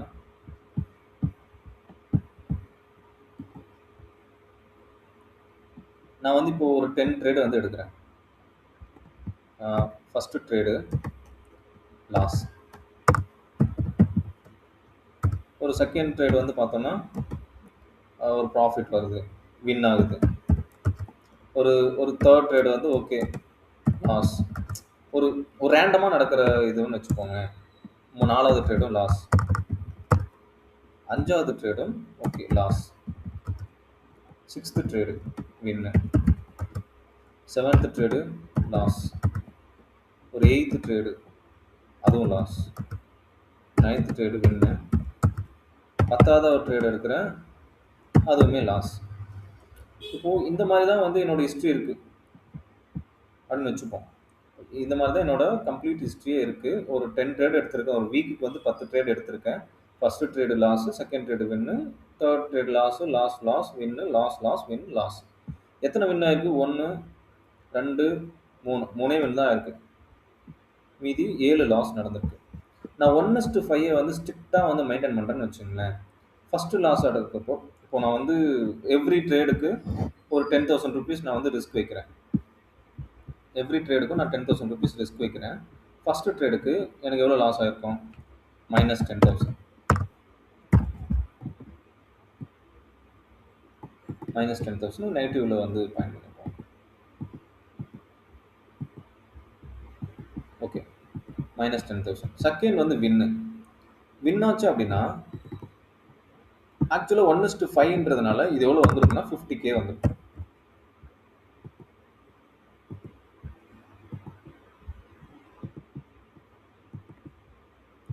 அடுத்து லூஸ் ஆனது 10K லூஸ். அதுக்கடுத்து மறுபடியும் 10,000 லாஸ். அகெயின் ஒரு 10,000 லாஸ். இப்போ ஒரு வின் நடந்ததும் 50,000. அகெயின் ஒரு லாஸ் 10,000. அகெயின் ஒரு லாஸ் 10,000. அகெயின் ஒரு வின்னு 50,000. இன்னொரு லாஸ் 10,000. இப்போ கவனிச்சிங்கன்னா வெறும் ப்ராஃபிட்டை மட்டும் பார்த்தோன்னா 1.5 lakhs வந்து வந்திருக்கு. லாஸ் பார்த்தோன்னா 1, 2, 3, 4, 5, 6, 7. 70,000 வந்து loss. So end of the week எப்படி இருப்போம் அப்படின்னா 70,000 நம்மளுக்கு வந்து லாஸு.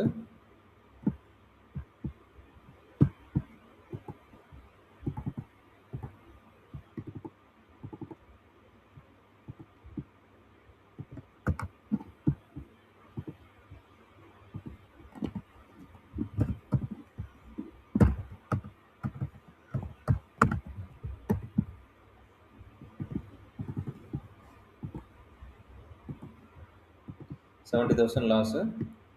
ஒரு 1.5 lakhs வந்து ப்ராஃபிட்டில் வந்து வந்துருக்கும். 150K வந்து ப்ராஃபிட்டில் இருக்கும். இப்போ இந்த 150Kவை இந்த 70,000ஓட மைனஸ் பண்ணுறோம் அப்படின்னா எவ்வளோ நம்மளுக்கு வந்து ரிட்டர்ன் வந்துருக்கும்? எண்ட் ஆஃப் த வீக் நாம் ஒரு 80,000 ப்ராஃபிட்டில் இருக்கும்.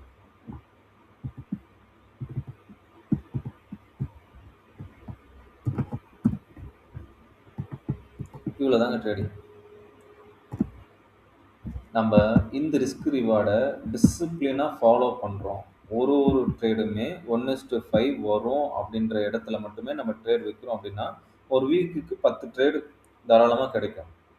இந்த 10 ட்ரேடுக்கு 1:5 கிடைக்கிற இடத்துல மட்டுமே நான் ரிஸ்க் வைக்கிறேன்னா ஓகே, ஃபஸ்ட்டு லாஸ் ஆகுது, அதுக்கடுத்து ஒரு வின் நடக்குது, இன்னொரு லாஸ் நடக்குது, இன்னொரு லாஸ் நடக்குது, இன்னொரு லாஸ் நடக்குது, கன்சிக்யூட்டிவாகவே 3 லாஸ் நடக்குது. அகெயின் நான் வந்து 1:5 இருக்கிற இடத்த மட்டுமே வந்து டார்கெட் பண்ணுறேன். இன்னொரு 50 வருது, இன்னொரு லாஸ் நடக்குது, இன்னொரு 50 வருது, இன்னொரு லாஸ் நடக்குது. ஸோ இப்படி நான் கன்சிஸ்டண்ட்டாக வந்து பண்ணிக்கிட்டு இருக்கப்போ எனக்கு வந்து 70,000 லாஸ், 150,000 வந்து அதான் 1,50,000 வந்து பார்த்தோன்னா ப்ராஃபிட். ரிமைனிங் வந்து 80,000 வந்து வந்துடும். இந்த கன்சிஸ்டன்சியை நம்ம வந்து ஒரு இனிஷியல் பீரியடில் ஃபாலோ பண்ணணும். பண்ணாமல் விட்டுட்டோம் அப்படின்னா ஃபஸ்ட் என்ன நடக்கும் அப்படின்னு சொல்லிட்டு ஒரு சின்னதாக ஒரு எக்ஸாம்பிள் கொடுக்குறேன். இப்போது ஃபஸ்ட்டு ஒரு லாஸ் நடக்கும். லாஸ் நடந்தோன்னு 10,000 எனக்கு வந்து ஓகே லாஸ் ஆகிடுச்சு. எனக்கு வந்து 1 lakh இருந்ததில் 10,000 + 90,000 தான் இருக்குது. மறுபடியும் எனக்கு 1 lakh வரணும். அதுக்காக ஜஸ்ட் ஒரு 10,000 மட்டும் வந்தால் போதும், அதுக்கேற்ற மாதிரி நான் ட்ரேட் எடுக்கிறேன்னு ஒரு 10,000 ரிஸ்க் வச்சு 1:2 ரிஸ்க் ரிவார்டில் ஒரு ட்ரேட் எடுப்போம்.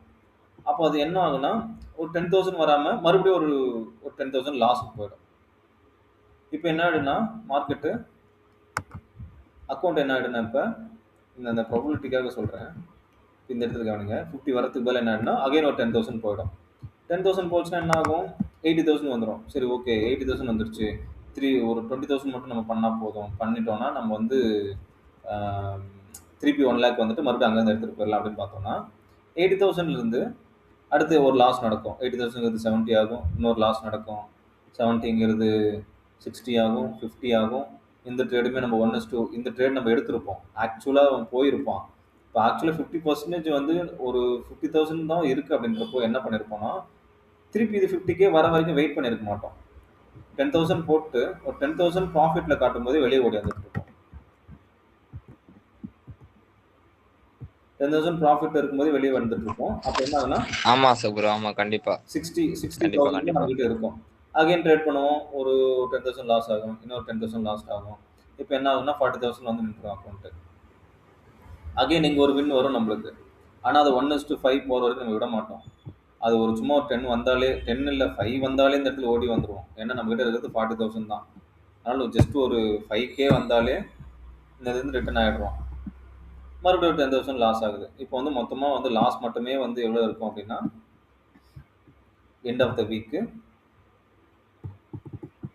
நம்மளுக்கு ஒரு 65K வந்து மைனஸ்லேயே இருக்கும். வெறும் 65K மைனஸ்லேயே இருக்கும். அக்கௌண்ட்டோட பேலன்ஸ் வந்து பார்த்தோன்னா நம்மளுக்கு வந்து ஒரு 35,000 தான் அப்படி தான் இருக்கும். அக்கௌண்ட்டோட பேலன்ஸ் லாஸ்ட்டாக ஒரு கவலைக்கிடாமல் 35,000 1 lakh இன்வெஸ்ட் பண்ணது 35,000 வந்து நின்றோம். 1 lakh நம்ம இன்வெஸ்ட் பண்ணது 35,000 ஃபைனலாக வந்து நின்றோம். இது ஏன், எதனால்? ஆக்சுவலாக நம்மளுக்கு ஒரு 80,000 ப்ராஃபிட்டில் இருந்திருக்கணும். ஆனால் 65,000 லாஸ் ஆகி அக்கௌண்ட்டோட பேலன்ஸ் 35,000 வந்து நின்றோம். 1 lakh நம்ம இன்வெஸ்ட் பண்ணி இந்த 10 ட்ரேடுக்கு நம்ம வந்து பண்ணிட்டு இருந்தோம்னா. ஆக்சுவலாக அது ஏன் எதனால் நடந்தது? ஏன்னா கன்சிஸ்டன்சி ரூல் ஒரு எஸ்எல் அண்ட் டிபியை வச்சு அதை போக விடலை. ஒரு 10,000 லாஸ் ஆனவொடனே அந்த லாஸை நான் ரிகவர் பண்ணணும் அப்படின்னு சொல்லிட்டு உள்ளே இறங்கிடுவேன். உள்ளே இறங்கி 1:2 ரிஸ்க் ரிவார்டில் நான் வந்து ப்ளே பண்ணால் போதும் அப்படின்னு சொல்லிட்டு. இப்போ என்ன ஆகும், அதனால் என்ன ஆகும், 1:2க்கு நான் ட்ரை பண்ணேன்னா வராது. மேபி வரலாம், வராமலும் போகலாம். வராமல் போயிடுச்சு அப்படின்னா 10,000 லாஸு. அதாவது லோ ப்ராபபிலிட்டியில் போய் எடுத்துருவோம். இங்கே இதுதான் ஹைலைட்டு. 1:2 வந்தால் போதும் அப்படின்னு சொல்லிட்டு ஒரு லோ ப்ராபபிலிட்டி மீன்ஸ் நம்ம அந்த இடத்துல எடுக்கவே தேவையில்லைன்ற மாதிரி சுச்சுவேஷன் இருக்கும். அந்த இடத்துல போய் எடுத்துருவோம். எடுத்துட்டோன்னா என்ன ஆகும், லாஸ் ஆகிடும். கரெக்டான இடத்துல எடுத்துருக்க மாட்டோம். ஸோ இந்த மாதிரி சைக்காலஜி தான் இந்த இடத்துல வந்து அதிகமாக ப்ளே ஆகும். நம்ம டெக்னிக்கலாக நிறைய விஷயம் கற்றுக்கலாம்.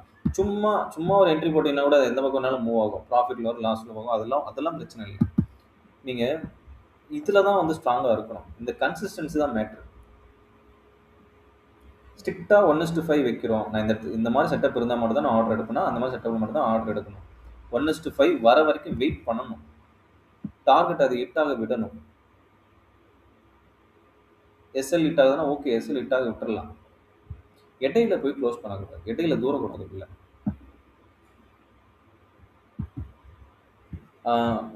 உங்களை யாருக்காவது இதில் ஏதாவது சந்தேகம் இருக்கா? இதை புரியுதா? எனக்கு நல்லா புரியுது ப்ரோ. இந்த விஷயம் வந்து ஆல்ரெடி ஃபேஸ் பண்ணியிருக்கலாம்.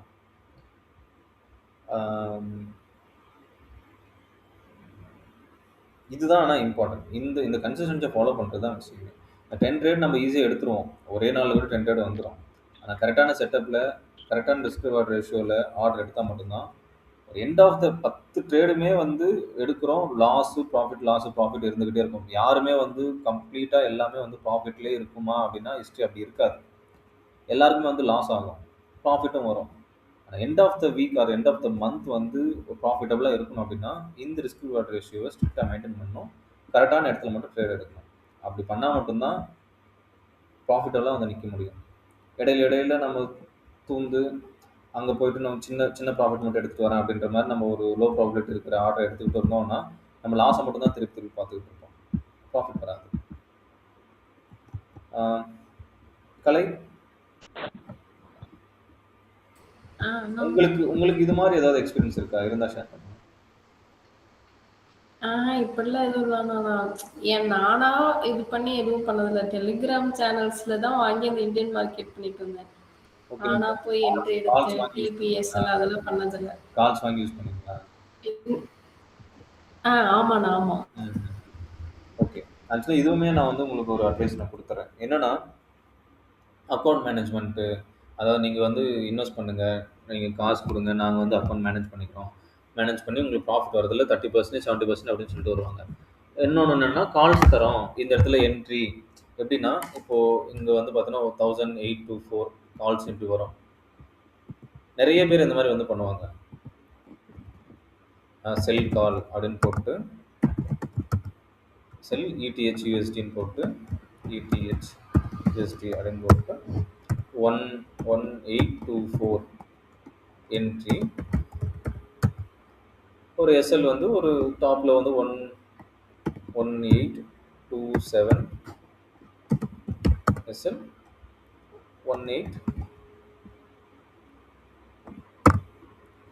1810 சாரி 1810 டிபி. ஸோ இப்படி வந்து ஒரு சும்மா ஒரு மெசேஜ் மட்டும் வரும். இந்த மெசேஜ் நம்ம பே பண்ணுற மாதிரி இருக்கும். இப்போ இதை பார்த்தோன்னா ஓகே 1824க்கு வந்து என்ட்ரியா, ஓகே என்ட்ரி போட்டு இங்கே எஸ்எல் வச்சுட்டு இங்கே டிபி அப்படின்னு சொல்லிட்டு வச்சுருவோம். இப்போ என்ன ஆகுனா இப்போ என்ட்ரி எடுத்திருப்போம், ஓகே எஸ்எல் ஹிட் ஆகும், டிபி ஹிட் ஆகும், ஏன் ஹிட் ஆச்சு, எதனால் லாஸ் ஆச்சு எதுவுமே நம்மளுக்கு தெரியாது. அந்த கால் வர்றது மட்டும்தான் நம்மளுக்கு வந்து தெரியும். இதனால் என்ன ஆகுனா நம்ம ஒரு சில கால்ஸ் எடுத்திருப்போம், ஒரு சில கால்ஸ் எடுத்துருக்க மாட்டோம், லாஸ் வரதை மட்டும் எடுப்போம். அந்த லாஸுக்கும் ப்ராஃபிட்டுக்கும் உங்களுக்கும் சம்மந்தமே இல்லை. மேக்ஸிமம் போகும்போது வெறும் லாஸ் பண்ண தான் நம்ம வந்து பார்த்துக்கிட்டு இருப்போம். மேக்ஸிமம் கால் வாங்கி ப்ராஃபிட்டெல்லாம் இருந்தவங்க கிடையாது. நீங்கள் ஆக்சுவலாக ட்ரேடிங் உள்ளே வந்து ப்ராஃபிட்டபுளாக இருக்கணும் அப்படின்னு நினச்சிங்கன்னா நீங்கள் ட்ரேடிங் கற்றுக்கங்க. நீங்களாக அனலைஸ் பண்ணி நீங்களாக எடுங்க. ஒரு அக்கௌண்ட் மேனேஜ்மெண்ட்டோ இல்லை கால்ஸ் வாங்கி பண்ணுறதோ அது எதுவுமே வந்து பண்ணாதீங்க. அப்படி பண்ணீங்க அப்படின்னா லாஸ் வரும்போது அந்த லாஸ் உங்களால் ஏற்றுக்க முடியாது. அசோக் ப்ரோ இண்டிகேட்டர்ஸ் சொல்லுங்க. இண்டிகேட்டர் இது ஆர்டர் ஃப்ளோ ஓகேவா? லாஸ் வரும்போது அந்த லாஸ் உங்களால் ஏற்றுக்க முடியாது. அந்த எமோஷனை கண்ட்ரோல் பண்ண முடியாது. நீங்களாக பண்ணி நீங்களாக லாஸ் பண்ணீங்கன்னா கூட பிரச்சனை இல்லை. ஏதோ ஒரு லேர்னிங் வந்து நீங்கள் எடுத்திருப்பீங்க. அக்கௌண்ட் மேனேஜ்மெண்ட்டு, காப்பி ட்ரேடிங்கு இந்த மாதிரி கால்ஸ் வாங்கி பண்ணுறேன் அப்படின்னா அந்த அந்த லாஸ் வரும்போது அந்த லாஸ் உங்களால் ஏற்றுக்க முடியாது. ஓகேவா? அன்பு இந்த இந்த கன்சியூட்டிவ் லாஸ் இருக்குல்ல, ஆக்சுவலாக இந்த மாதிரி ட்ரேடில் வந்து ரிஸ்க் ரிவார்டு அப்படின்னு சொல்லிட்டு இதில் வந்து உங்களோட பாயிண்ட் வந்து ஷேர் பண்ணுங்க. ஏன்னா நான் எடுத்திருக்கேன், நல்லா பண்ணியிருக்கேன். நீங்களும் வந்து இதில் வந்து நிறைய ஃபேஸ் பண்ணியிருப்பீங்க. ஆமாம், என்னை பொறுத்த வரைக்கும் நம்ம கண்டினியூஸாக லாஸ் ஆகிட்டே இருக்கு அப்படின்னா ட்ரேட் பண்ணாமல் இருக்கிறது நல்லது. ஒரு 2 நாளைக்கு ட்ரேடே இருக்கக்கூடாது. அது வந்து நம்ம வந்து மைண்டை ரொம்ப கிளியராக வச்சுக்க உதவும். கண்டினியூஸாக லாஸ் ஆகுது, ஸ்க்ரீனில் பார்க்கும்போது ஒரு ரெட்டாகவே வருது, நம்பர்ஸ் எல்லாமே ரெட்டாகவே இருக்குன்னா சைக்கலாஜிக்கலாக வந்து அஃபெக்ட் ஆகும். ஸோ அந்த நேரத்தில் வந்து நமக்கு ஒரு ஸ்டாப் தேவை. அப்போ எமோஷனலாக கண்ட்ரோல் பண்ணுறதுக்கு 2 நாளைக்கு நம்ம ட்ரேடே எடுக்கக்கூடாது. ட்ரேட் எடுக்காமல் மார்க்கெட் மட்டும் வாட்ச் பண்ணோம்னா நமக்கு அப்போ மைண்டு கொஞ்சம் கிளியரான என்ட்ரி பாயிண்ட்ஸ் மட்டும் தெரியும். அப்போ எடுத்தோம்னா நம்ம ஈஸியாக வந்து அதெல்லாம் எல்லாத்தையும் ரெக்கவர் பண்ணிடுவோம். இதில் நம்ம ரிஸ்க் வந்து கரெக்டாக ஃபாலோ பண்ணணும். ஃபாலோ பண்ணாவே போதும். தேவையில்லாத இடத்துல என்ட்ரிக்கு நம்ம கொடுக்காம ரிஸ்க் ஃபாலோ பண்ணாவே லாஸில் அக்கௌண்ட் போகிறதுன்றது ஒரு கஷ்டமான விஷயமா இருக்கும். நீங்கள் ரிஸ்க் ரிவார்டை கரெக்டாக ஃபாலோ பண்ணீங்கன்னா நீங்கள் லாஸ் பண்ணுறதுக்கு ஒன்று கஷ்டமாக இருக்கும். நீங்கள் வந்து ப்ராஃபிட்டபுளாக தான் இருப்பீங்க. ரிஸ்க் ரிவார்டை மட்டும் கரெக்டாக ஃபாலோ பண்ணால் உங்களால் லாஸில் வைக்கிறது கஷ்டமாக இருக்கும். இல்லை ஒரு விஷயம் நோட்டீஸ் பண்ணுங்க.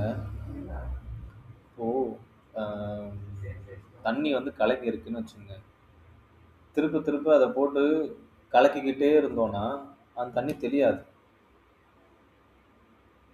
திரும்ப கலங்கிக்கிட்டே தான் இருக்கும். மார்க்கெட்டில் அதுக்கு தான் கொஞ்சம் டைம் கொடுக்கணும். அகெயின் வெறும் லாஸ் மட்டும் வச்சுக்கிட்டு இருப்போம்னா ஒரு ஸ்டாப் எடுத்து நம்ம என்ன தப்பு பண்ணியிருக்கோம்னு சொல்லிட்டு ஹிஸ்ட்ரியை பார்க்கணும், அனலைஸ் பண்ண ஹிஸ்ட்ரியை. நம்ம எதனால் அந்த ட்ரேட் எடுத்தோம், எதனால் வந்து ஸ்டாப் லாஸ் அங்கே வச்சோம், எதனால் டார்கெட் இங்கே வச்சோம், எதனால் இதை பண்ணோம் அப்படின்னு சொல்லிட்டு கொஞ்சம் டைம் எடுத்து பார்க்கணும். எப்பயுமே ரஷ் பண்ணவே கூடாது. அடுத்து நான் இவ்வளோ ப்ராஃபிட் எவ்வளோ பண்ணேன், அடுத்து இது பண்ணேன். மார்க்கெட்டை பொறுத்த வரைக்கும் நான் உங்களுக்கு வந்து சொல்ல வேண்டிய விஷயம் என்னென்னா, நீங்கள் உடனே வந்து ப்ராஃபிட்டபுளாக உடனே வந்து இவ்வளோ அமௌண்ட்ஸ் நான் டார்கெட் வச்சு இவ்வளோ நான் இந்த மந்த் எண்டுக்குள்ளே இவ்வளோ வந்து ப்ராஃபிட் பண்ணோம், அப்படி பண்ணவே தேவையில்லைங்க. அப்படி பண்ணவே தேவையில்லை. பிஸ்னஸ்க்கு வேணால் ஓகே, அது வந்து சூட் ஆகும். ஒரு ஒர்க் பண்ணுறோம் அதெல்லாம் பண்ணுறோம் அப்படின்னா அது வேணால் சூட் ஆகும். இந்த இடத்த பொறுத்த வரைக்கும் இவ்வளோ நான் மந்த்லி இவ்வளோ ப்ராஃபிட் பண்ணணும், இயர்லி இவ்வளோ ப்ராஃபிட் பண்ணணும் அப்படின்னு சொல்லிட்டு டார்கெட் செட் பண்ணக்கூடாது. ஆக்சுவலா நீங்க செட் பண்ண வேண்டிய டார்கெட் என்னன்னா, மந்த்லி எனக்கு இவ்வளோ லாஸ் ஓகே. இவ்வளோ லாஸ் வந்து நான் வந்து ஓகே அலோ பண்ணிக்கலாம். டெய்லி நான் இவ்வளோ லாஸ் வந்து அவ்வளோ ஓகே பண்ணிக்கலாம். இயர்லி இவ்வளோ லாஸ் நான் அவ்வளோ வந்து பண்ணிக்கலாம். நீங்க உங்களோட லாஸை கண்ட்ரோல் பண்ணீங்கன்னாவே அக்கவுண்ட் ப்ராஃபிட்டபுளா இருக்கும்.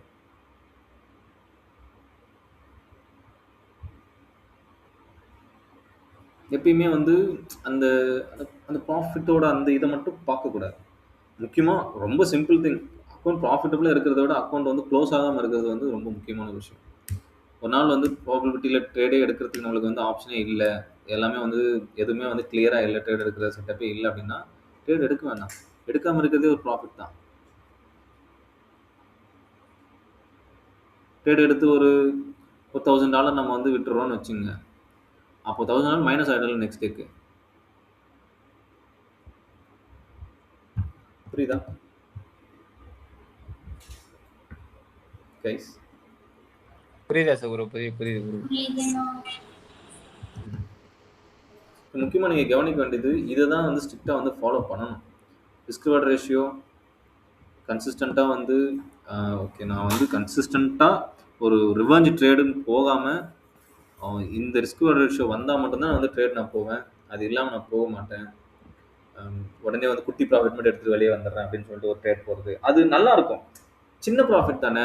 இப்போ இங்கே நான் ஆர்டர் எடுக்கிறேன், சும்மா இந்த கேண்டில் இவ்வளோ மூவ் ஆனாவே வந்து எனக்கு சின்ன ப்ராஃபிட் வந்துடும், புக் பண்ணிட்டு வெளியே வந்துடுறேன், நல்லா இருக்கும். அதெல்லாம் பண்ணுறது நல்லா இருக்கும். அது ப்ராஃபிட்டில் போகும்போது ஓகே. அந்த இடத்துல போயிட்டு இந்த 10,000 நான் ரிஸ்க் வச்சுட்டு ஒரு 5,000 மட்டும் எடுத்துட்டு வரேன்னா ஈஸி வந்துடும். ஆனால் எல்லா தடவையும் வருமானம் வராது. ஈஸியாக வந்து 10,000 தட்டிட்டு போயிடுவோம். இந்த எக்ஸ்பீரியன்ஸ் வந்து நிறைய பேருக்கு இருக்கும். இதெல்லாம் மணி வந்து இதெல்லாம் நிறைய பண்ணுவோம். அப்படி இது எக்ஸ்பீரியன்ஸ் நான் தான் இதுல எக்ஸ்பீரியன்ஸ் நாள். அன்பு என்ன சொல்ற? இந்த மாதிரி நிறைய நடந்திருக்கா? எந்த மாதிரி? இப்போ நான் சொல்றேன்ல, சின்ன ப்ராஃபிட் எடுத்துட்டு வெளியே வந்துடலாம் அப்படின்னு சொல்லிட்டு ஒரு 10,000 போய் போடுவாங்க. ஆமா, அது எந்த மாதிரி எப்ப நடக்கும்னா, நம்ம வந்து ப்ராஃபிட்டபிளா ஆகிட்டோம். நம்ம எடுக்கிற ட்ரேட்லாம் வந்து அப்படியே கரெக்டா இருக்கும். வரிசையா ஒரு 3 ட்ரேடு ப்ராஃபிட் ஆகிட்டோம்னா நமக்கு ஒரு மிதப்பு வந்துடும். மிதப்புனா நம்ம நல்லா அதெல்லாம் ப்ராஃபிட்ல போகும்போது குட்டி மூமெண்ட் கூட பிடிக்கணும். அவங்க என்ன அப்பதான் வரும். கரெக்ட். வரிசையா வந்து கிரீனா இருக்கும். நம்ம வரிசையா display இப்போ பார்த்தோம்னா 50,000 மட்டுமே எடுத்துக்கிட்டு இருக்கோம்னு வச்சுங்களேன். இப்போ 50,000 என்ன இருக்கும்போது மார்க்கெட்டே நம்மளுக்கு தான், அவ்வளவுதான். இப்போ மார்க்கெட் வந்து இப்படி கீழே வந்து இப்படி மேலே போய் இப்படி போய் இப்படி போய் இப்படி போகுதுன்னு வச்சுங்க. அப்போ என்ன பண்ணுவாங்கன்னா, ஓகே இந்த இடத்துல வந்து ஒரு செல் ஆர்டர் எடுத்திருப்போம், ப்ராஃபிட் வந்திருக்கும். அகைன் இங்கே செல் ஆர்டர் எடுத்திருப்போம், ப்ராஃபிட் வந்திருக்கும். அதுக்கடுத்து இங்கே ஒரு பை எடுக்கிறது, அது க்ளோஸ் பண்ணிட்டு அதுவுமே வந்து ப்ராஃபிட்டில் போயிருப்பான். நெக்ஸ்ட் என்ன ஆகுனா, இங்கே ஒரு செல் எடுப்போம், அதுவுமே வந்து ப்ராஃபிட். அப்போது நம்ம சொல்கிற பக்கமெல்லாம் மார்க்கெட் போகுதே அப்படின்னு வந்து மிதப்பு வந்துடும். அப்போ என்ன ஆகுனா, குட்டி குட்டி ப்ராஃபிட் பிடிக்கலாம்னு சொல்லிட்டு இங்கே போயிட்டு ஒரு பை எடுப்போம். ஓகே வரும், லெத்தலாஜிக்கலாக போயிட்டு அப்படி இருக்கு. ஒரு கம்ப்ளீட்டாக வந்து அதுக்கடுத்து என்ன ஆகுனா, இங்கே போய் வந்து செல் எடுக்க ஆரம்பிச்சிருவோம். செல் எடுத்தது என்ன ஆகுனா, இப்போது 4 ட்ரேடு வந்து சக்ஸஸ்ஸு. இந்த இடத்துல வந்து நான் இந்த இடத்துல ஒரு பை எடுத்துடுறேன் அப்படின்னு வச்சுங்க. ஸ்டாப் லாஸ் டக்குன்னு பை எடுத்தேன் அப்படின்னா மார்க்கெட் வந்து கீழே வந்து ஸ்டாப் லாஸ் செட் பண்ணிட்டோம். சரி ஓகே இதுக்கு மேலே கீழே தான் போவான் அப்படின்னு சொல்லிட்டு நான் செல் எடுக்கிறேன்னு வச்சுங்க. அப்போ அது என்ன ஆகுனா, மறுபடியும் மேலே போய்ட்டு அங்கே ஒரு ஸ்டாப் லாஸ், மறுபடியும் அங்கே கீழே, மறுபடியும் அங்கே மேலே. இங்கே எடுத்த இந்த 4 ப்ராஃபிட்டுமே என்ன ஆகிடுனா, இங்கே இருக்கிற செல்லு எல்லாம் ஹிட் ஆகி இந்த ப்ராஃபிட்லாம் மைனஸ் ஆகி வெளியே போயிடும். இந்த மிதப்பு வருது அங்க ப்ராஃபிட் அக்கவுண்ட் மைனஸ்ல போறது இல்லாம நம்ம கான்ஃபிடன்ட் மைனஸ்ல போயிடும். நீங்க ஆக்சுவலா லாஸ் ஆகும்போது, இந்த மாதிரி லோ ப்ராபபிலிட்டி ட்ரேட் எடுத்து லாஸ் ஆகும்போது ஆக்சுவலா லாஸ் ஆகுறது மணி கிடையாது. மணி கூட 2வது தான் லாஸ் ஆகுது. இந்த விஷயத்த நல்லா புரிஞ்சுங்க. ஸ்டார்டிங்ல இயர்லயே புரிஞ்சுக்கிறது வந்து ரொம்ப இம்பார்ட்டன்ட். இந்த இடத்துல இப்படி ஒரு ப்ராபபிலிட்டி இல்லாத ட்ரேட் எடுத்து நீங்க லாஸ் கொடுத்தீங்க அப்படின்னா அங்க லாஸ் ஆகுறது மணி இல்லை. என்டையரா உங்களோட கான்ஃபிடன்ஸே வந்து லாஸ் ஆயிடும். அதுக்கடுத்து என்ன நடக்குன்னு சொல்றேன். இந்த கான்ஃபிடன்ஸ் லாஸ் ஆயிடுச்சு அப்படின்னா, ஆக்சுவலா உங்களுக்கு இங்க தெரியும். இங்கிருந்து வந்து மார்க்கெட் நல்லா கீழ ஃபால் ஆயிடும் அப்படின்ட்டு. நல்லா ஃபாலோ இல்ல அதுக்கடுத்து ஒரு புல் ரன் நடக்குது. இங்கிருந்து வந்து மார்க்கெட் நல்லா சூப்பரா மேல போறான் அப்படின்னு சொல்லிட்டு நல்லா தெரியும். இப்படி போவான் அப்படின்ட்டு. இந்த கான்ஃபிடன்ஸ் இல்லாததுனால ஒண்ணு என்ன பண்ணிருப்பீங்கன்னா, இங்க வந்து ஒரு ட்ரேட் எடுத்திருப்பீங்க. எடுத்திருப்பீங்க. கான்ஃபிடன்ஸ் இல்லனாலும் ட்ரேட் எடுத்திருப்பீங்க. மார்க்கெட் இதுவரைக்கும் இது நல்லா போயிடுவான்னு தெரியும். ஆனா, ஒரு சின்ன ப்ராஃபிட் வந்தாலே வெளிய வந்துட்டுருப்பீங்க. அதான் நான் இங்க சொன்னேன். 50,000 வர வேண்டிய இடத்துல வெறும் 10,000ல நம்ம வந்து வெளிய வந்துருவோம். புரியுதா? இந்த கான்ஃபிடன்ஸ் போனதுனால. ஒரு சிலர் இந்த இடத்துல ட்ரேட் எடுக்காமயே கூட போயிடுவாங்க. ஃப்ரஸ்ட்ரேட் ஆயிட்டு. போதும் அப்படின்ட்டு. இந்த ட்ரேட பார்த்துருக்க கூட மாட்டோம். சார்ட்ட விட்டு வெளிய வந்துருவோம். அதை எடுக்காம போயிட்டு அதுக்கு மேல இருக்க செல்லுல போய் பை பிடிச்சிட்டு இருக்கு. இங்க போயிட்டு கரெக்டான இடத்துல ட்ரேட் எடுக்கல. இங்க இதுவும் நடக்கும். எப்படின்னா, கரெக்டான இடத்துல ட்ரேட் எடுக்கல, பை எடுக்கல நம்ம. எடுக்காம மிஸ் பண்ணிட்டோம் அப்படின்னா, சரி ஓகே இது இவ்ளோ போயிட்டானே அப்படின்னு சொல்லிட்டு, இந்த இடத்துல போயிட்டு ஒரு கவுண்டர்ல போய் செல் போட்டுக்கிட்டு இருப்போம். இந்த இடத்துல ஓகே இங்கேருந்து ரிட்டர்ன் ஆயிடும் அப்படின்னு சொல்லிட்டு இங்க போய் செல் போட்டுக்கிட்டு இருப்போம். ஓகே அது கொஞ்சம் வரும். அப்ப என்ன ஆகும்னா, ஒரு சில வாட்டி வரும், ஒரு சில வாட்டி வந்து லாஸ் ஆயிடும் மறுபடியும். மறுபடியும் லாஸ் ஆக என்ன ஆகும்னா, கான்ஃபிடன்ஸும் போயிடும். டெக்னிக்கலா உங்களுக்கு தெரியாம இருக்காது. எல்லாமே தெரியும். தெரிஞ்சதை எக்ஸிக்யூட் பண்ண முடியாது. அவ்வளவுதான் விஷயம். என்னோட 30 அக்கௌண்ட் போனதுக்கும் காரணமே இதான். தெரிஞ்ச விஷயத்தை எக்ஸிக்யூட் பண்ண முடியாது. அப்போ ஸ்ட்ரிக்டா ஃபாலோ பண்ண வேண்டியது என்னன்னா, இந்த ரிஸ்க் வாட் ரேஷியோ நான் எந்த இடத்துல ட்ரேட் எடுக்கணுமோ அந்த இடத்துல மட்டும்தான் நான் ட்ரேட் எடுப்பேன். எனக்கு தெரிஞ்ச டெக்னிக்கல் ரூல்ஸ் படி அங்கே தான் எடுக்கணும் அப்படின்னு வந்துச்சுன்னா அதை மட்டும் தான் எடுப்பேன். இல்லைன்னா எடுக்க மாட்டேன். மார்க்கெட் என்னதான் வந்து இப்போ இங்கே பார்த்தீங்கன்னா ஓப்பன் மார்க்கெட்டில் இங்கே நல்லா வந்து கீழே போயிடும் அப்படின்னு தெரியுது அப்படின்னா ஒரு செல்லு போடுறேன்னா இப்போ இந்த இடத்துல நல்லா மேலே போடுறோன்னு பை போடணும். அதை பார்க்கும்போது தெரியறது இல்லை. அனலைஸ் பண்ணி எனக்கு இந்த இடத்துல வந்து இங்கேருந்து மேலே போவோம் அப்படின்னு தெரியுதுன்னா ஓகே அங்கேருந்து போடலாம். இல்லைன்னா போடக்கூடாது. மார்க்கெட் வந்து பொத்துன்னு ஃபால் விழுந்துக்கிட்டே இருக்கும். நல்லா இப்படி மார்க்கெட் கீழே இறங்கும். ஒரு கேண்டில் இங்கே ஒரு எஸ்எல் இங்கே ஒரு ரெட் கேண்டில் விழுந்துக்கிட்டே இருக்கும். மார்க்கெட் நல்லா விழுது அப்படின்னு சொல்லிட்டு போய் இடையில போய் போடக்கூடாது. இங்கே போயிட்டு ஒரு செல்லு போட்டு ஓகே மார்க்கெட் நல்லா விழுந்துருச்சு அப்படின்னு சொல்லிட்டு இங்கே போய் செல்லு போட்டு எஸ்எல்லை தூக்கி இங்கே வச்சோன்னா என்ன ஆகுனா ஓகே எஸ்எல் அடிச்சுட்டு தான் வந்து மறுபடியும் கீழே போவான். அந்த மாதிரி போய் லாஸ் கொடுக்கக்கூடாது. விழுதுன்னா விழுந்துட்டு போகுது. நம்மளோட செட்டப்பான ஆர்டர் பிளாக் அதுக்குள்ளே வராமல் அப்படி போகுதுன்னா அது பிடிக்கக்கூடாது. புரியுதா?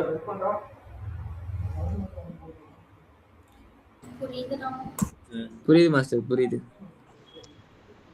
இதில் மேக்ஸிமம் ட்ரேடிங்குள்ள இருந்தவங்களுக்கு இந்த எக்ஸ்பீரியன்ஸ் வந்து இருக்கும். இது ஒரு பிகினர் லெவல் எக்ஸ்பீரியன்ஸ்.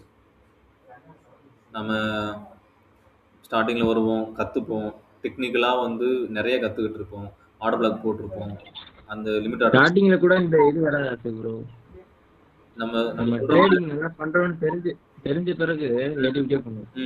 அதான் நல்லாவே மார்க்கெட் போகிறோம் அப்படின்னு சொல்லிட்டு தெரியும்.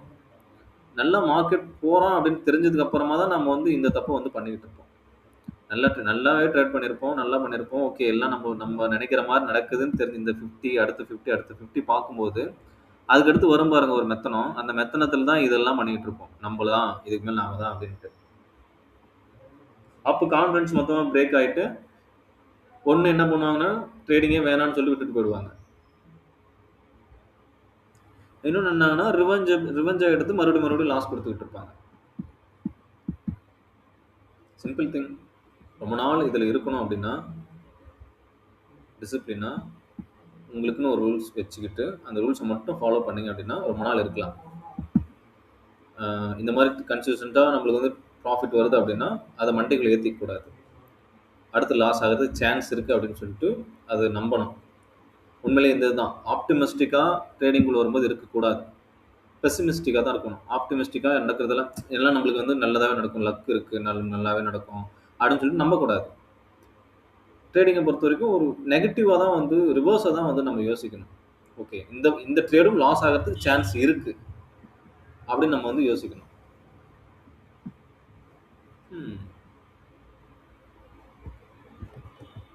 உங்களுக்கு ஏதாவது கேட்கணுமா யாருக்காவது?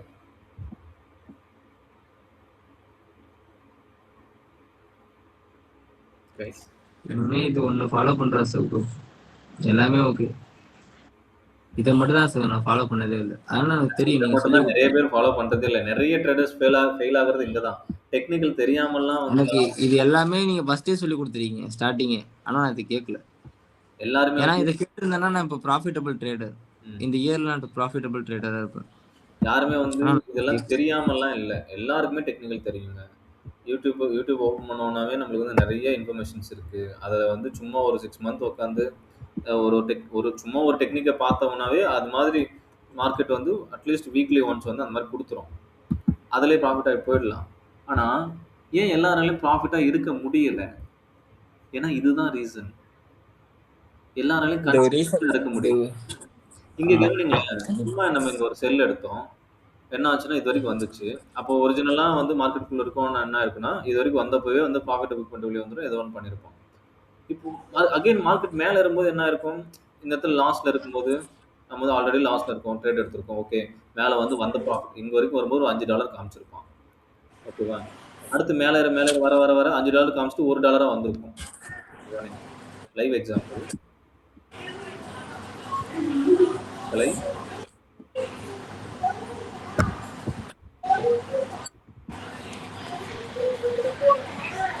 இங்க வரும்போது +5ல இருந்துச்சு மார்க்கெட்டு. திருப்பி இங்க வரும்போது என்ன ஆயிடுச்சுன்னா -5க்கு வந்துருச்சு.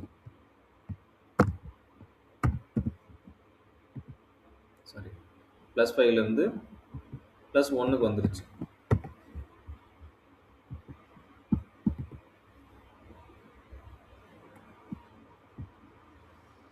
அப்போ இங்கிருந்து வரும்போது நல்லா +1 +2 +3 அப்படின்னு சொல்லிட்டு ஒரு டாலரா இன்க்ரீஸ் ஆகி வரும்போது ஓகே, நல்லா இருந்திருக்கும். ஒரு கிரீட் இருந்திருக்கும். ஓகே, நல்லா இது வரைக்கும் போனோம்னா ஒரு 10 வரைக்கும் வந்துடும், நம்ம எடுத்துட்டு வந்துடலாம் அப்படின்னு சொல்லிட்டு இருந்திருக்கும்.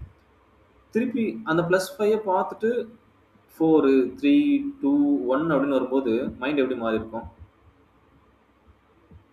ஓகே, $5 வந்துச்சு, $5 புக் பண்ணிட்டு வந்துட்டு இருக்கலாமே, பாரு +2 3 1 வரைக்கும் வந்துருச்சு அப்படின்னு சொல்லிட்டு மைண்ட்ல வந்து என்ன ஆயிடும்னா அந்த 5 தான் வேணும் அப்படின்னு சொல்லிட்டு ஃபிக்ஸ் ஆயிட்டு இருக்கும்.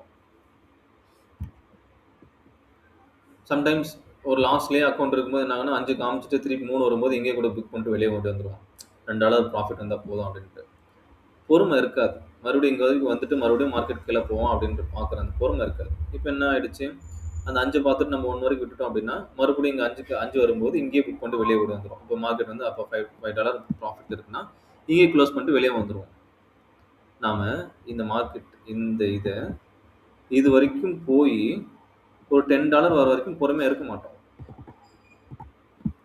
இப்படி நம்ம ஒரு ஃப்ளக்சுவேட்டடாக பார்த்துக்கிட்டு இருந்தோம் அப்படின்னா, ஒரு எஸ்எல்ஓ ஒரு டிபிஓ இல்லாமல் நான் பண்ணுறோம் அப்படின்னா இந்த பொறுமை இருக்காது. இந்த கன்சிஸ்டண்ட்டாக ஃபாலோ பண்ணலனாலும் இந்த பொறுமை இருக்காது. ஏன்னா நிறைய லாஸ் பார்த்துட்டோம், அதுக்கடுத்து எனக்கு கொஞ்சம் ப்ராஃபிட்லாம் வெளியே வந்துடும் அப்படின்னு சொல்லிட்டு இருந்தோம்னா அதுலேயும் இந்த பொறுமை இருக்காது.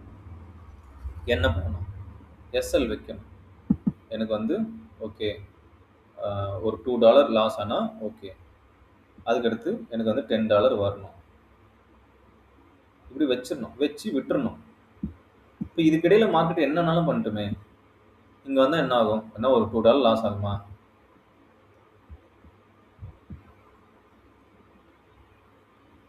வந்தால் என்ன ஒரு $2 லாஸ் ஆகுமா? இங்கே வந்தால் $10 வந்துடும். விட்டுறணும். மார்க்கெட் இதுக்கிடையில் என்னன்னாலும் பண்ணிக்கிட்டோம். இங்கேருந்து மேலே போட்டோம், இங்கேருந்து இது வரைக்கும் கூட வரட்டுமே, அதுக்கடுத்து இங்கே வரட்டும், மறுபடியும் இங்கேருந்து மேலே போட்டோம், மறுபடியும் இதுக்கிடையில் என்னன்னாலும் பே பண்ணிட்டோம். அதுக்கடுத்து டிபி ஹிட் ஆகிறது நம்ம அனலைஸ் கரெக்டாக பண்ணியிருந்தோம் அப்படின்னா கரெக்டாக வந்து டிபி ஹிட் ஆகி அந்த $10 ரிட்டர்ன் பண்ணிடுறோம். இது கிட்ட இங்கே டார்கெட் கிட்ட வந்துட்டு இப்படி போய் இது எஸ்எல் கூட ஹிட் ஆகட்டும், நீங்கள் இடையில எதுவும் பண்ணாதீங்க. புரியுதா? இங்கே இருக்க டார்கெட்டு புரியுது மாஸ்டர், புரியுது. என்ட்ரு ஆகிருக்கும்.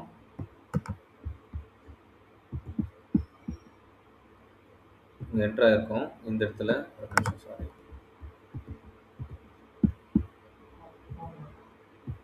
என்ட்ரு ஆகிருக்கு. இது ஸ்டாப் லாஸு, இது டார்கெட்டு.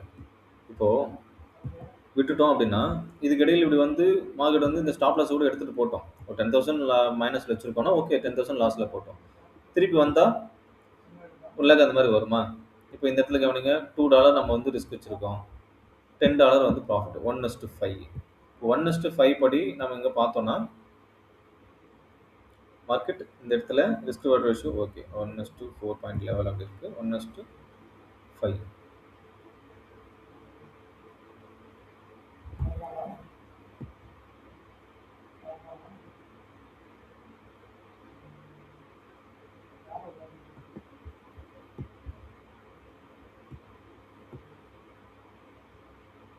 ம். 1:5. எஸ்எல் ஹிட் ஆகட்டும். இல்ல டார்கெட் ஹிட் ஆகட்டும். இந்த மாதிரி ஓப்பன்ல விடணும். விட்டா மட்டும்தான் இந்த கன்சிஸ்டன்சி நம்ம இப்ப பேசணும் இல்லையா? அதை நம்ம வந்து ஃபாலோ பண்ண முடியும்.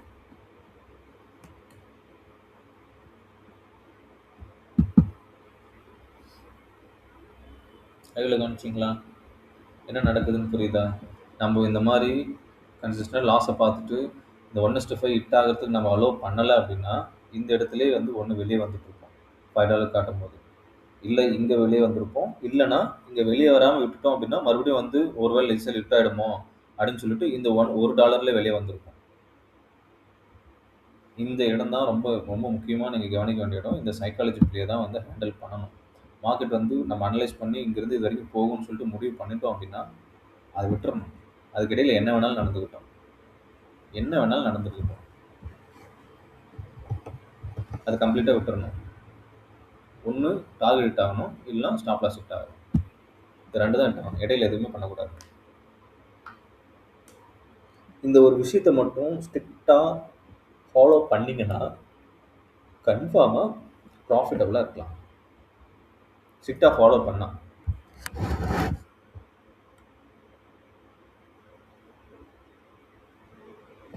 புரியுதா?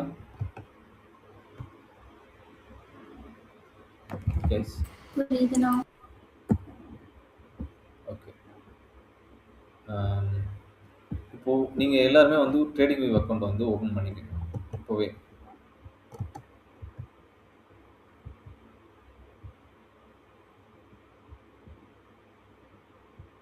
ட்ரேடிங் வியூ உங்கள் எல்லாருக்கிட்ட இருக்கா சக்தி? இருக்குண்ணா.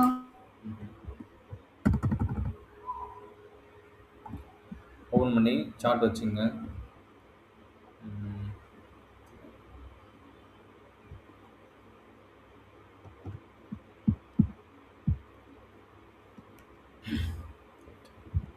இது அழிச்சிடலாம், இது இருக்கட்டும்.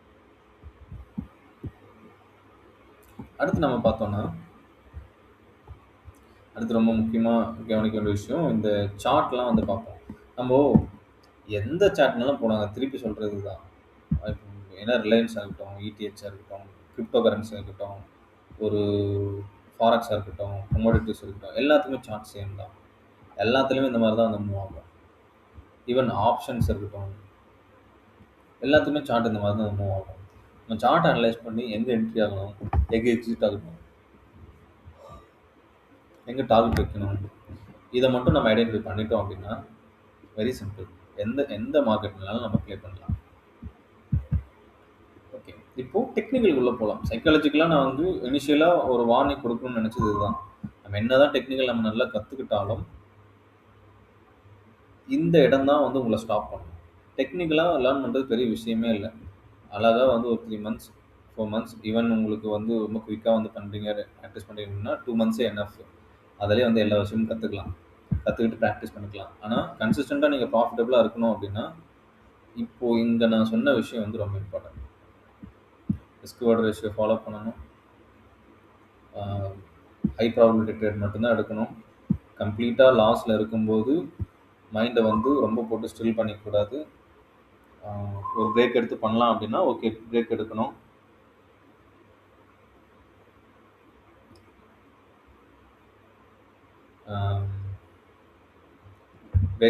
பிரேக் எடுத்ததுக்கப்புறம் நம்ம வந்து மறுபடியும் நமக்கான ஒரு இடம் வரும்போது உள்ளே வந்து என்ட்ரு ஆகணும். இது இன்னுமே ஈஸியாக நம்ம வந்து சொல்லலாம் அப்படின்னா ட்ரேடிங்கிறது ஒரு கடல் மாதிரி.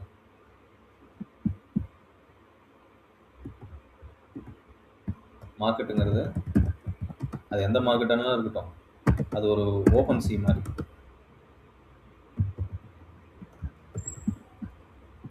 என்எஸ்சியாக இருக்கட்டும், கிரிப்டோவாக இருக்கட்டும், ஃபாரெக்ஸாக இருக்கட்டும், எல்லாமே வந்து ஒரு ஒரு ஓப்பன் சீ மாதிரி. நாம் வந்து நம்ம எல்லாருமே சின்னதாக ஒரு போட்டு வச்சு தான் வந்து இதில் ட்ராவல் பண்ணிட்டு இருக்கோம். சின்னதாக ஒரு போட் வச்சு தான் வந்து ட்ராவல் பண்ணிட்டு இருக்கோம். இந்த போட்டில் நம்மக்கிட்ட என்ன ஒரு 10,000 ஒரு 1 lakh அந்த மாதிரி ஏதோ வச்சு தான் வந்து ட்ராவல் பண்ணிட்டு இருக்கோம். கடலில் எப்போ பயங்கரமாக வந்து அலை அடிக்கும், ஓட்டவே முடியாது, அந்த மாதிரி இருக்கும் அலை. அந்த மாதிரி நேரத்தில்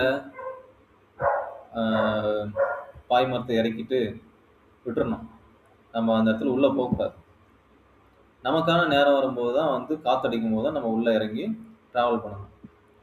யாராக இருந்தாலுமே கடல் ஒரே மாதிரி தான் வந்து வேலை செய்யும்.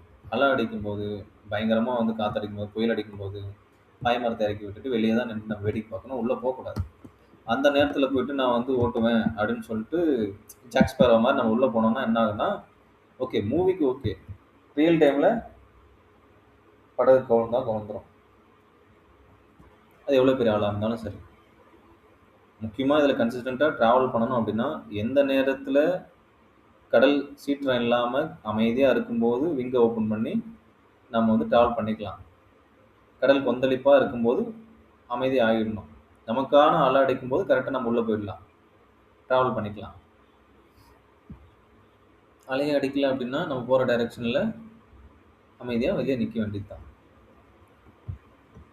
இந்த அண்டர்ஸ்டாண்டிங் மட்டும் நீங்கள் புரிஞ்சுக்கிட்டீங்க அப்படின்னா அழகாக ட்ரேடிங்கை வந்து கேட்ச் பண்ணிக்கலாம். எல்லா நேரமும் நமக்கான நேரம் இல்லை. எல்லா நேரமும் உள்ள அதே மாதிரி எல்லா நாளும் கடல் இருக்கும். லாஸ் ஆகும்போது எப்படி தோணும்னா உடனே வந்து ரெக்கவர் பண்ண தோணும். அப்படி தோணும். நாளைக்கு பார்த்துக்கலாம் அப்படின்ற ஒரு மைண்ட் செட் வராது. உடனே ரெக்கவர் பண்ணணும். கடல் ஃபோர்ஸ் பண்ணி தீவான இடத்துல ட்ரை பண்ணுவோம். கடல் ஒன்றும் வத்திராது. கடல் அங்கேயே தான் இருக்கும். நம்ம போகிற தூரம் வந்து நம்ம ட்ராவல் பண்ணிக்கிட்டு இருக்கோம், ஒரு இடத்துக்கு போகலாம் அப்படின்னு சொல்லி ட்ராவல் பண்ணிக்கிட்டு இருக்கோம். கடல் ஒன்றும் வத்த போகிறது கிடையாது, அங்கேயே தான் இருக்குது. கப்பலை கவுக்காமல் இருந்தால் சரி, போயிடலாம். போகிற நேரம் தான் டிலே ஆகும். கொஞ்சம் அப்படி கொஞ்சம் கீழே இறங்கி கொஞ்சம் மேலே ஏறி கொஞ்சம் மேலே இறங்கி அது டைம் தான் டிலே ஆகுமே தவிர போயிடும், கப்பலை கவுக்காமல் இருந்தோம்னா. புரியுதா கைஸ்? ரொம்ப முக்கியமான விஷயம் இதுதான். கவுத்துட்டிங்கன்னா கஷ்டம். ஏன்னா நீங்கள் லாஸ் பண்ணிங்கன்னா, நான் மறுபடியும் சொல்கிறது அதுதான், நீங்கள் லாஸ் பண்ணிங்கன்னா அங்கே லாஸ் ஆகுது மணி மட்டும் இல்லை, என்டையராக உங்களோட கான்ஃபிடென்ஸே வந்து லாஸ் ஆகும்.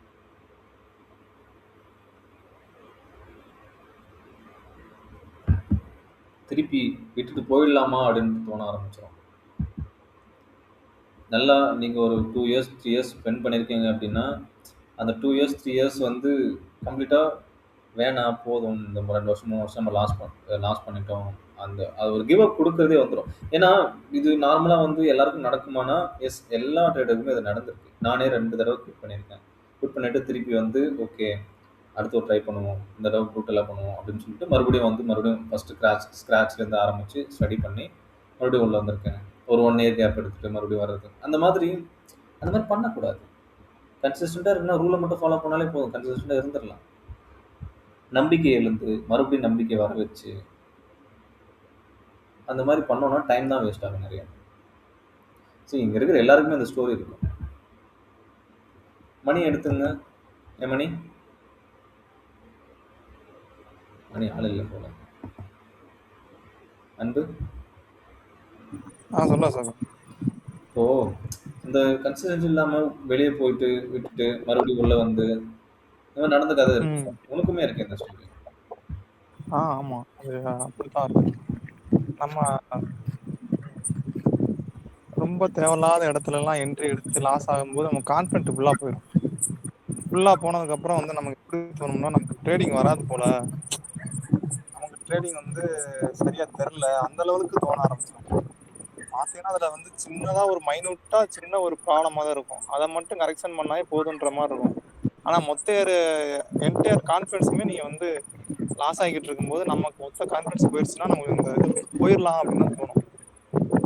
ஆனா அப்படி போகாம நம்ம எதனால போயிடலாம் தோன்ற அளவுக்கு மைண்ட் யோசிக்குது அப்படின்னு அந்த விஷயத்தை மட்டும் பார்த்து கரெக்ட் பண்ணாலே போதும், நம்ம போக மாட்டோம். இதில் இன்னொரு விஷயம் தெரிஞ்சுங்க. யூஸ்வலாக வந்து எல்லாம் பரவலாக வந்து ஒரு விஷயம் சொல்லுவாங்க. என்னென்னா டைம் இஸ் ப்ரீஷியஸ், டைமை வந்து விலை கொடுத்து வாங்க முடியாது அப்படின்னு சொல்லிட்டு எல்லாம் சொல்லுவாங்க. ட்ரேடிங் பொறுத்த வரைக்கும் வந்தீங்கன்னா டைம் இல்லை, இந்த கேபிட்டல் தான் வந்து முக்கியமான விஷயம். டைமை பெருசாக வேல்யூ பண்ணாதீங்க, இந்த கேபிட்டல் தான் இம்பார்ட்டன்ட். ஏன் இப்படி சொல்கிறேன் அப்படின்னு வந்து நினைக்கிறேன். ஏன்னா இப்போ யூஸ்வலாக லைஃப்பை பொறுத்த வரைக்கும் டைம் இஸ் மோர் இம்பார்ட்டன்ட். லைஃப்பை பொறுத்த வரைக்கும் டைம் தான் வந்து எதை வேணாலும் வைங்க, எல்லாத்தையும் விட டைம் தான் வந்து கிரேட்டராக அப்படி இருக்கும். எதை வேணாலும் இந்த பக்கம் வைங்க, டைம் தான் கிரேட்டராக இருக்கும். ஆனால் ட்ரேடிங்கை பொறுத்த வரைக்கும் வந்தீங்க அப்படின்னா, மார்க்கெட்டுக்குள்ளே வந்தீங்க அப்படின்னா டைமுங்கிறது இல்லை, உங்களோட கேபிட்டல் தான் வந்து பெருசு. எக்ஸாக்டாக நான் இதில் என்ன மீன் பண்ணுறேன்னா, ஓகே இன்றைக்கி வந்து ஆப்பர்ச்சுனிட்டி மிஸ் பண்ணிட்டேன், இன்றைக்கி நான் ட்ரேட் எடுத்தே ஆகணும் அப்படின்னு சொல்லிட்டு அந்த டைம் வேஸ்ட் ஆகுதுன்னு சொல்லிட்டு அர்ச் பண்ணவே கூடாது. இந்த கேபிட்டல் கரைஞ்சிருச்சுன்னு வைங்களேன், உங்களோட டைம் நிறையா இருக்கும், ஆனால் உங்களால் ட்ரேட் பண்ண முடியாது. அந்த மாதிரி கஷ்டமான சூழ்நிலை மட்டும் உங்களுக்கு ஏற்பட்டுறவே கூடாது. டைம் உங்கள்கிட்ட நிறையா இருக்கும், ஆனால் ட்ரேட் பண்ணுறது கேபிட்டல் இருக்காது. கேபிட்டல் இருந்திருக்கும், டைம் இல்லைன்னு சொல்லிட்டு அர்ச் பண்ணியிருக்கோம். இந்த மாதிரி ஒரு இக்கட்டான சூழ்நிலைக்கு மட்டும் ஆளாகிடாதீங்க. கேபிட்டல் இருக்கட்டும், உங்களுக்கான ஆப்பர்ச்சுனிட்டி வரும்போது மட்டும் ட்ரேட் பண்ணுங்கள். டைம் இல்லை, நான் அதுக்குள்ளே ப்ராஃபிட் ஆகணும், இந்த டைமுக்குள்ளே ப்ராஃபிட் ஆகணும் அப்படின்னு சொல்லிட்டு அர்ச் பண்ணி இந்த கேபிட்டலை லாஸ் பண்ணிடாதீங்க. பண்ணிங்கன்னா நீ அகெயின் வந்து கேபிட்டல் போட வேண்டியது இருக்கும். இப்போ அகெயின் கேபிட்டல் போட்டால் என்ன ஆகும், அதே மாதிரி டைம் இல்லைன்னு சொல்லிட்டு ஃபோர்ஸ் பண்ணிங்க அப்படின்னா அகெயின் மறுபடியும் ஒரு லாஸ் ஆகும். அகெயின் மறுபடியும் ஒரு கேபிட்டல் போடணும், அகெயின் டைம் இல்லைன்னு சொல்லிட்டு ஃபோர்ஸ் பண்ணிங்கன்னா அகெயின் மறுபடியும் லாஸ் ஆகும். இது பண்ணாதீங்க, இது ஒரு லூப் மாதிரி வந்து ஆகிடும். டைம் இல்லைன்னு சொல்லிட்டு என்ன ஆகுதுன்னா 1 மந்த் 2 மந்த் 3 மந்த் அப்படின்ட்டு ஒரு 1 இயராக போயிடும். இதே நீங்கள் இந்த கேபிட்டலில் 1 இயராக வச்சுருந்தீங்கன்னாவே அட்லீஸ்ட் 1:2 ஆகிருக்கும். ஒரு 1 lakh இருக்குன்னா 2 lakh ஆகிருக்கும் 1 இயரில். என்ன பண்ணிருக்கோம், 1 lakh 1 lakhன்னு சொல்லிட்டு 4 lakh லாஸில் போயிட்டு இருக்கும். டைம் இல்லைன்னு சொல்லிட்டு இந்த விஷயத்தை மைண்டில் வச்சுக்கோங்க. மார்க்கெட்டை பொறுத்த வரைக்கும் டைம் நிறைய இருக்குது, நமக்கு டைம் இல்லாமலாம் இல்லை, டைம் நிறைய இருக்குது, கேபிட்டல் தான் இல்லை. அந்த பொறுமை தேவை, அந்த டைமை கொடுக்குற அந்த பொறுமை தேவை, ரொம்ப பொறுமையாக இருக்கணும்.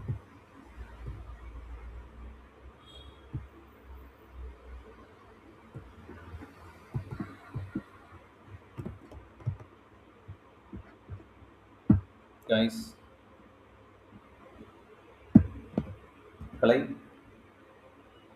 அண்ணா புரியுதா என்ன சொல்கிறேன் அப்படின்ட்டு? புரியுதுண்ணா. இந்த விஷயந்தான் வந்து நீங்கள் ஃபாலோ பண்ணணும்.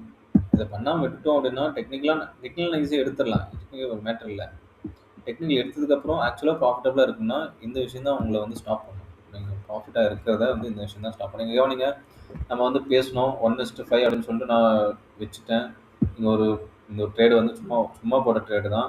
எஸ்எல் வச்சுருக்கோம், டிபி வச்சுருக்கோம். ஒன்று இடையில எஸ்எல் ஹிட் ஆகட்டும், இல்லை டிபி ஹிட் ஆகட்டும், இடையில என்ன வேணாலும் நடக்கும். நீங்கள் கவனிங்க, கீழே வந்தான் $5, மேலே வந்தான் $1, மறுபடியும் கீழே வந்தான் $5, மறுபடியும் மேலே வந்தான் $1, மறுபடியும் இது வரைக்கும் வந்திருக்கான் $7 வரைக்கும் வந்திருக்கோம், மறுபடியும் மேலே போவான். மேலே போயிட்டு இப்போ எஸ்எல் கூட ஹிட் ஆகட்டும், பிரச்சனை இல்லை.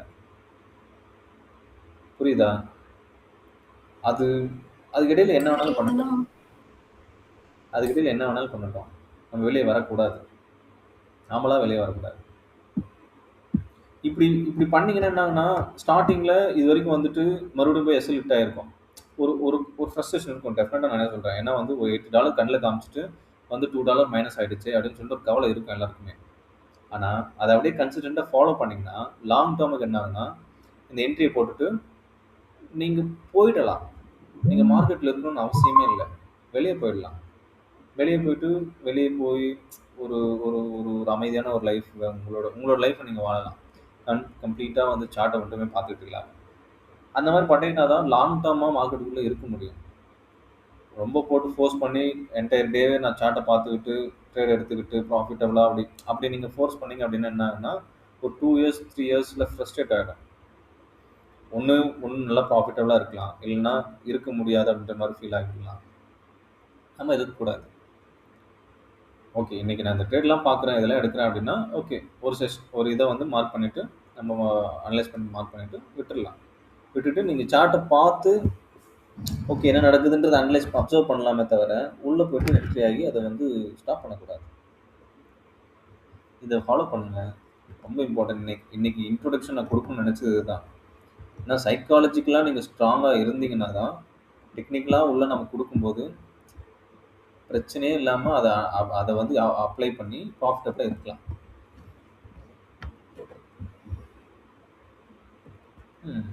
ரைட்டு.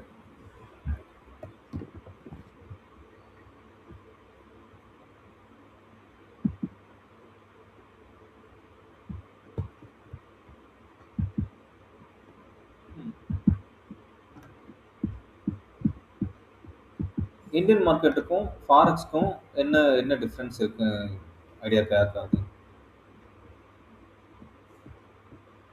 கைஸ்? இல்லைன்னா நீங்களே சொல்லுங்க. ரைட். ஆக்சுவலாக இந்தியன் மார்க்கெட்டில் வந்து இந்த ஒரு வேர்டு வந்து நல்லா கவனிங்க. இந்தியன் மார்க்கெட்டுக்கும் ஃபாரெக்ஸ்க்கும் இது ஒன்று தான் வந்து பெரிய டிஃப்ரென்ஸ். லிக்விடிட்டி. இந்தியன் மார்க்கெட்டில் லிக்விடிட்டி கம்மி, ஃபாரெக்ஸ் மார்க்கெட்டை பொறுத்தவரைக்கும் லிக்விடிட்டி அதிகம். லிக்விடிட்டினா என்ன கவனிச்சிங்கன்னா சொல்லுங்க எனக்கு புரியல. மணி ஆக்சுவலாக சொல்ல போனால் லிக்விடிட்டினா மணியானா எக்ஸாக்டாக அந்த விஷயம் இல்லை. நான் சொல்லி எக்ஸ்பிளைன் பண்ணிடுறேன். லிக்விடிட்டினா என்னென்னா, இப்போ எங்கிட்ட ஃபாரெக்ஸ் மார்க்கெட் இருக்குது, இது என்எஸ்சி இருக்குது. என்எஸ்சினா இந்தியன் மார்க்கெட்.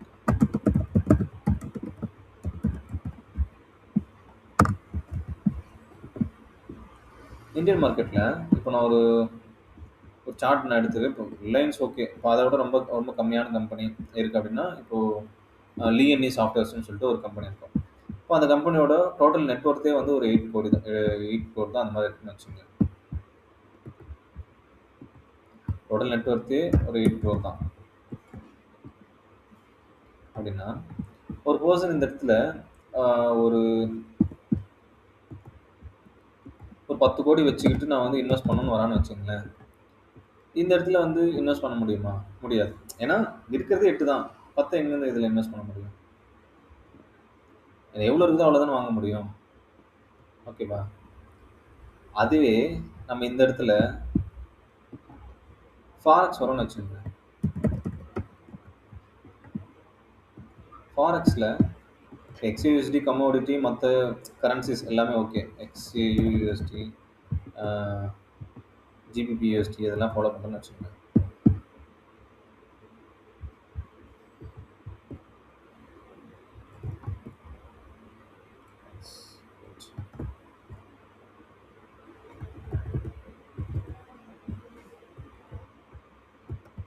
GBP/USD இதெல்லாம் பண்ணுறோம் அப்படின்னா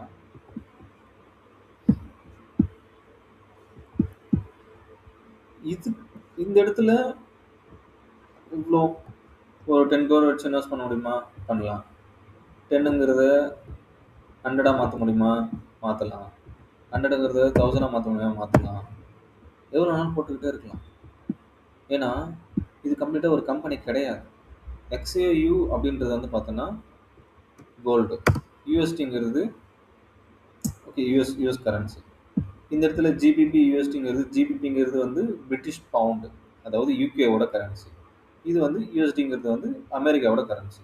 யூகேவோட ஆக்சுவல் பேங்க்குக்கும், அதாவது சென்ட்ரல் பேங்க்குக்கும், யூஎஸோட மொத்த எக்கானமி அண்ட் யூகேவோட மொத்த எக்கானமி, இது ரெண்டுத்துக்கு இடையேயான அந்த கொரலேஷன் தான் வந்து இந்த சார்ட். அப்படின்னா பார்த்தோம்னா இந்த 2 கண்ட்ரியில் எவ்வளோ வெல்த் இருக்குதோ அந்த அளவுக்கு நம்மளால் வந்து இன்வெஸ்ட் பண்ண முடியும். அந்தளவுக்கு நம்ம அந்த இடத்துல மணியை மேனிபுலேட் பண்ண முடியும். அப்படின்னா இந்த இடத்துல லிக்விடிட்டி அதிகம்.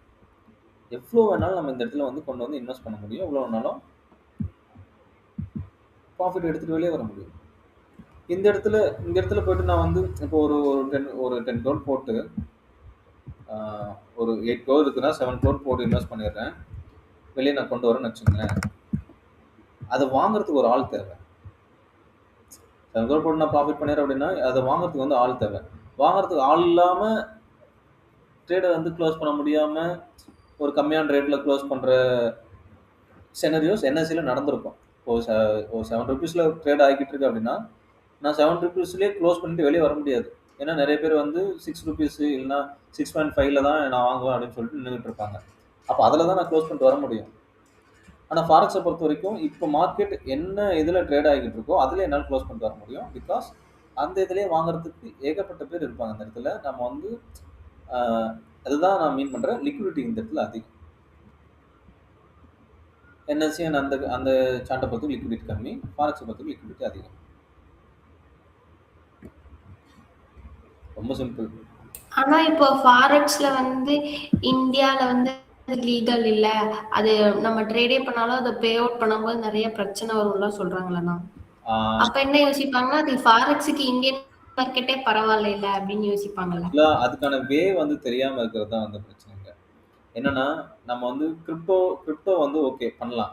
இந்தியாவில் வந்து கிரிப்டோ டிரான்சாக்ஷன் இருக்குதான், ஓகேவா? காயின் டிசிஎக்ஸ் இருக்கு. காயின் டிசிஎக்ஸில் பேன் கார்டை லிங்க் பண்ணிட்டு டிடிஎஸ் அண்டு ப்ராஃபிட்டுக்கு 30% டேக்ஸ் அப்படின்னு சொல்லிட்டு நடந்துகிட்டு இருக்கோம். அப்போ கிரிப்டோ நம்மளால டிரான்சாக்ஷன் பண்ண முடியும் அப்படின்னா ஃபாரெக்ஸ் ஈஸியாக பண்ணலாம். புரியுதா? கிரிப்டோவில் டிரான்சாக்ஷன் பே பண்ணுறதும் பே அவுட் எடுக்கிறதும் வந்து கிரிப்டோவில் பண்ணிக்கிட்டு கிரிப்டோ இந்தியன் கரன்சி கன்வெர்ட் பண்ணும்போது டேக்ஸ் பே பண்ண வேண்டியது இருக்கும். அவ்வளோதான். ஓகேவா? ஸோ ரிஸ்க் இருக்குது.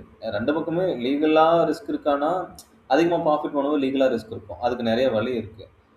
லீகலாகவே நிறைய வழி இருக்குது. அந்த மாதிரி பண்ணுறது பிஸ்னஸாக ரிஜிஸ்டர் பண்ணணும். ரிஜிஸ்டர் பண்ணிவிட்டு ப்ராஃபிட் அந்த மாதிரி வந்து ட்ரேட் பண்ணணும். என்எஸ்சி பொறுத்த வரைக்கும் நம்ம ரெண்டுமே பண்ணலாங்க. என்எஸ்சியும் பண்ணலாம், ஃபாரெக்ஸும் பண்ணலாம். அதெல்லாம் பிரச்சனையே இல்லை. ஏன் ஃபாரெக்ஸை வந்து ப்ரிஃபர் பண்ணுறோம் அப்படின்னா ஃபண்டிங் அக்கௌண்ட் தான் வந்து ரீசன். ஏன்னா ஸ்டார்டிங்கில் வந்து நிறைய பேருக்கு வந்து ஃபண்ட் பண்ணுறதுக்கு காசு இருக்காது. நம்ம லேர்ன் பண்ணிக்கிட்டு ஒரு சார்ட்டுக்குள்ளே வந்து நம்ம வந்து ப்ராஃபிட் பண்ணுறோம் அப்படின்னா ஃபண்டிங் அக்கௌண்ட் தான் ஃபஸ்ட்டு ப்ரிஃபரன்ஸ்.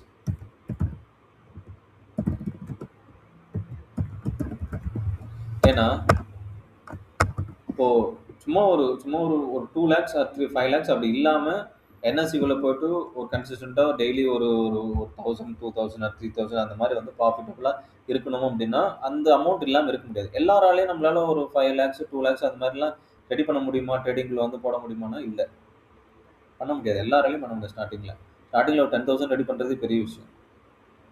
புரியுதா? அப்போது இங்கே ஃபாரெக்ஸ் ஃபண்டிங் அக்கௌண்ட் அப்படின்னு வந்தோன்னா என்ன ஆகுன்னா இந்த இடத்துல ஒரு $5,000 இருக்கிற ஒரு அக்கௌண்ட்டு நம்மளுக்கு ஒரு 3,000 rupeesலேயே வந்து கிடைச்சிரும். ஒரு 3,000 ஸ்பெண்ட் பண்ணாலே கிடைச்சிரும். 3,000 ஸ்பெண்ட் பண்ணிவிட்டு இதில் வந்து ரூல்ஸ் இருக்கும். ஃபஸ்ட்டு ஃபேஸ் 1 வந்து பார்த்தீங்கன்னா 8% வந்து ப்ராஃபிட் பண்ணணும். ஃபேஸ் 2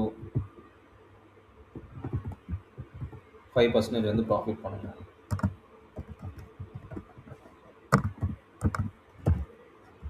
அதுக்கடுத்து மாஸ்டர் அக்கௌண்ட் வந்துடும். மாஸ்டர் அக்கௌண்ட்டில் எத்தனை பர்சன்டேஜ் நம்ம வந்து பண்ணுறோமோ அதில் வந்து நம்மளுக்கு அப்படியே ப்ராஃபிட். மாஸ்டர் அக்கௌண்ட்டில் ஒரு 10% நம்ம ப்ராஃபிட் பண்ணுறோம்னு வச்சுக்கோங்களேன். ஒரு 10% ப்ராஃபிட் பண்ணுறோம் அப்படின்னா இப்போது $5,000 10%னா $500.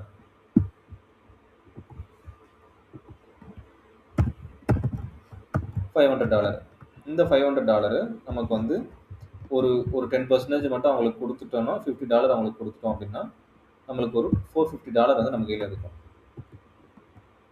$450 ஆல்மோஸ்ட் ஒரு 40,000. $450 எவ்வளோ வரும்? ஆல்மோஸ்ட் ஒரு 40,000 அப்படி வரும். இங்கே கவனிச்சிங்கன்னா என்ன நடக்குதுன்னா நம்ம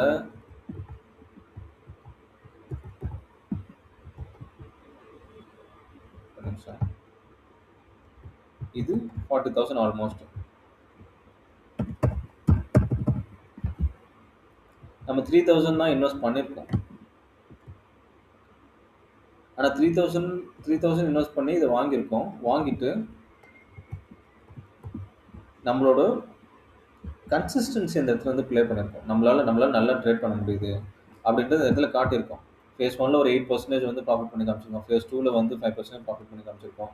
ஸோ அதனால் வந்து அக்செப்ட் பண்ணிக்கிறாங்க. அக்செப்ட் பண்ணிவிட்டு மாஸ்டர் அக்கௌண்ட் தரும்போது அதில் ஒரு 10% எடுக்கிறோம். $500 வருது. அது 40,000 ருபீஸ். நீங்கள் அடுத்த மந்த் இன்னொரு 10,000 ப்ராஃபிட் பண்ணுறீங்க அப்படின்னா அது இன்னொரு 40,000 வந்து கொடுக்கும். ஸோ மந்த் ஆன் மந்த் 10,000 அப்படின்னு சொல்லிட்டு இந்த அக்கௌண்ட்டை மைனஸில் கொண்டு போகாமல் மந்த் ஆன் மந்த் 10,000 அப்படின்ட்டு இது 10% கொண்டு போகிறோம் அப்படின்னா எஸ் 40,000 பே பண்ணணும்.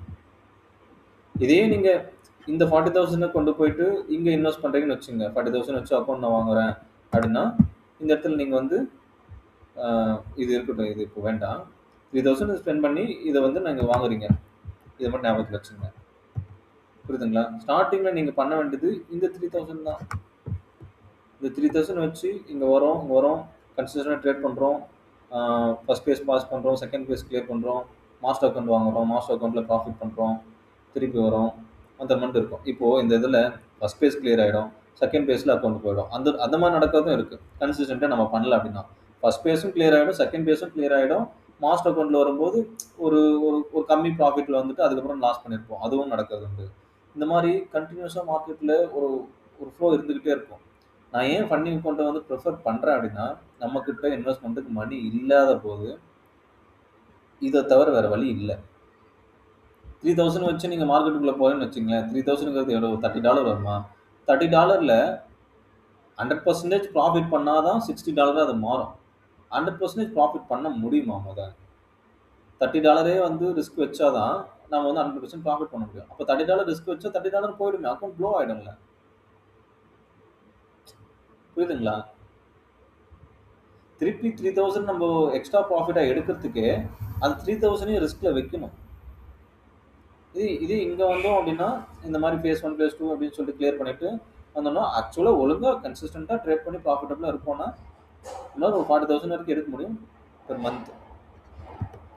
இதுதான் நான் உங்களுக்கு வந்து சொல்ல நினைக்கிறேன். இதில் உங்களுக்கு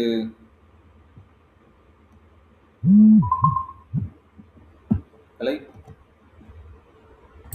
இப்போ இந்த மாஸ்டர் அக்கௌண்ட்னு சொன்னீங்களா, அந்த லெவலுக்கு வந்துட்டா அதுக்கப்புறம் நம்ம எவ்வளோ ப்ராஃபிட் பண்றோமோ அதுலேருந்து இந்த கமிஷன் போக நம்மளுக்கு அமௌண்ட் வந்துடும். இல்லை அதுலேருந்து கம்மியானா அந்த அக்கௌண்ட்டே க்ளோஸ் ஆயிரும், அந்த மாதிரி அந்த ப்ளோ ஆகுதுன்னு சொன்னீங்கல்ல, அந்த மாதிரி ஏதாவது ஆகுமா மாஸ்டர் அக்கௌண்ட் வந்து? மாஸ்டர் அக்கௌண்ட்ல 10% லாஸ் பண்ணீங்கன்னா அக்கௌண்ட்டுக்கு போயிடும்.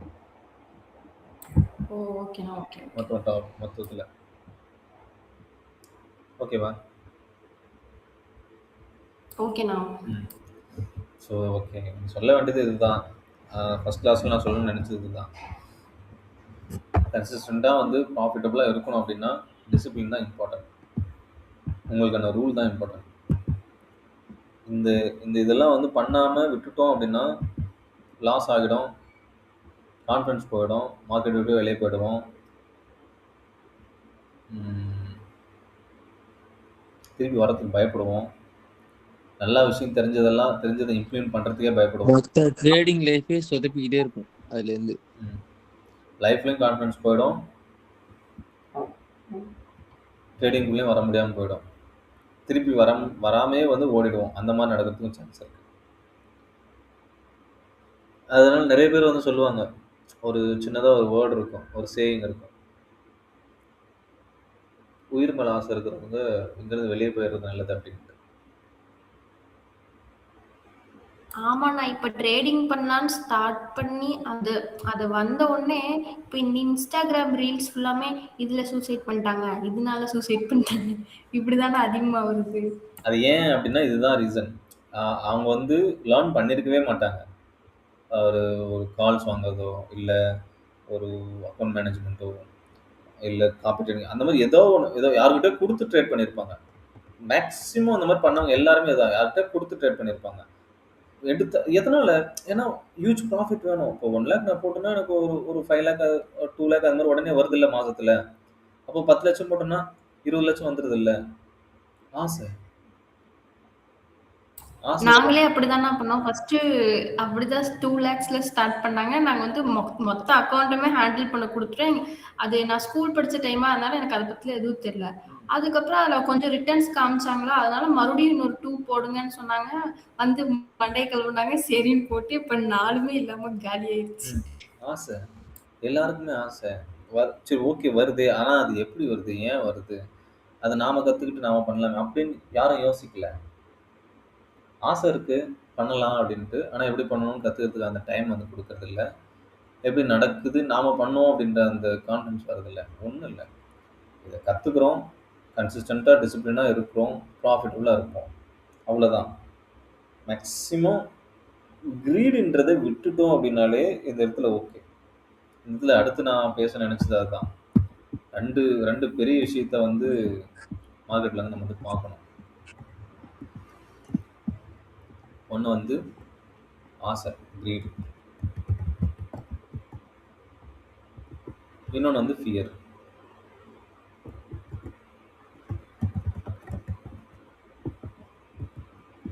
இந்த 2 விஷயம் திருப்பி ஃபில் பண்ணும். மார்க்கெட்ல நம்ம வந்து ஒரு ப்ராஃபிட்டபுளா இருக்கோம் அப்படின்னா வச்சுங்களேன், நம்மளோட அக்கவுண்ட் ஒரு 10% இப்போ ப்ராஃபிட்டபுள் இருக்கு அப்படின்னா, கிரீடு தான் அந்த இடத்துல அதிகமா வந்து வேலை செய்யும்.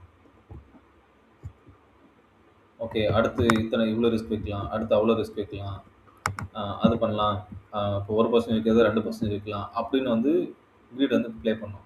மார்க்கெட் அதே வந்து நல்லா டவுன் ஆகி மைனஸில் அப்படி போகுதுன்னு வச்சுங்க. இப்போ இந்த இடத்துல வந்து ஃபியர் வந்து ப்ளே பண்ணும். ஓகே நிறைய மைனஸில் போகுது, இந்த ட்ரேடு வந்து கம்மியாக ரிஸ்க் வை அப்படின்னு சொல்லிட்டு ஃபியர் வேலை செய்யும். இந்த ஃபியர் என்ன பண்ணுன்னா ஆர்டர் எடுக்கவே விடாது. கரெக்டான இடத்துல ஆர்டர் எடுக்க முடியாது. கரெக்டாக நான் மீன் பண்ணுறது கரெக்டான இடத்துல ரைட் பிளேஸில் ஆர்டர் எடுக்க விடாது.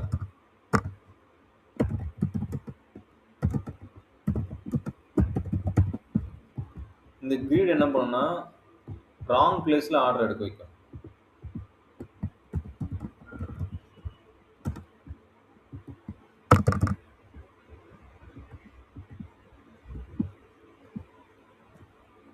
அதிகமாக ரிஸ்க் வைக்கும். இது அதிகமாக ரிஸ்க் வைக்காது. இதுதான் ரொம்ப நீங்கள் கற்றுக்க வேண்டிய ரொம்ப முக்கியமான விஷயம். கிரீடு வருது அப்படின்னா இந்த கிரீடும் சரி ஃபியரும் சரி இது எல்லாத்தையுமே ஹேண்டில் பண்ணுறதுக்கு இது ஒன்று தாங்க. இந்த இந்த ரூல்ஸை நீங்கள் ஃபாலோ பண்ணாலே இதுதான் ரூல்ஸு, இதுதான் ஃபிக்ஸ்டு, நான் இதான் பண்ண போகிறேன் அப்படின்னு சொல்லிட்டு இந்த ரூல்ஸை ஃபாலோ பண்ணாலே இந்த greed fear of missing out இது எதுவுமே வந்து ஃபோமோன்னு சொல்லுவோம், ஃபியர் ஆஃப் மிஸ்ஸிங் ஆர்டர் அப்படின்ட்டு.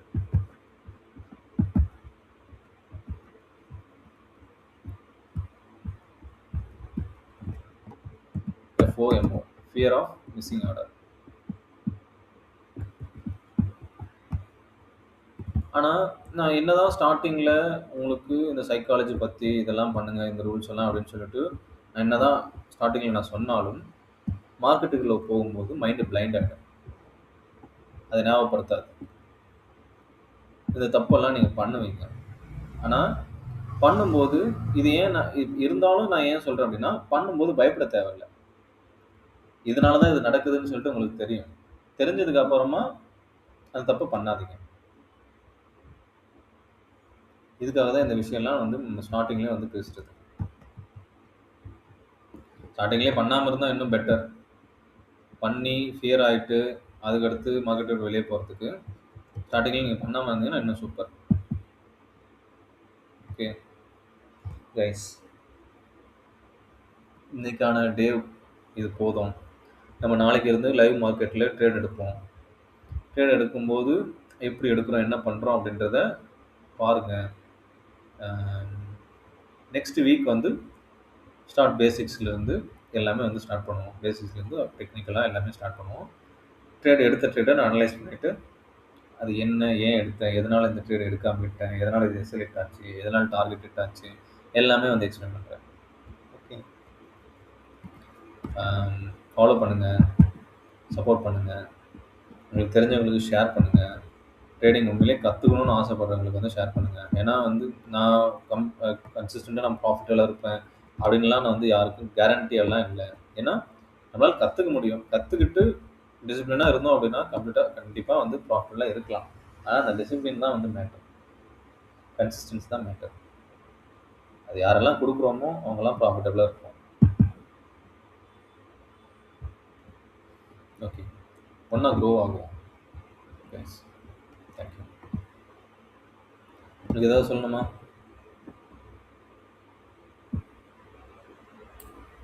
இல்லண்ணா. அன்பு. இதுதான் சொல்ல வேற எதுவும் இல்லை. ஓகே. சைன் அப் பண்ணிக்கலாம். பாய். பாய் மணி. பாய் கிளை. பாய்.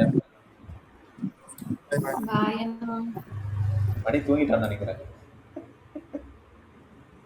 இல்லை சகுரோ ரெடியாக இருக்கேன்.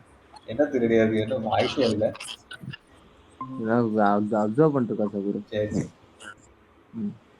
பாய் பாய் பாய் பாய்.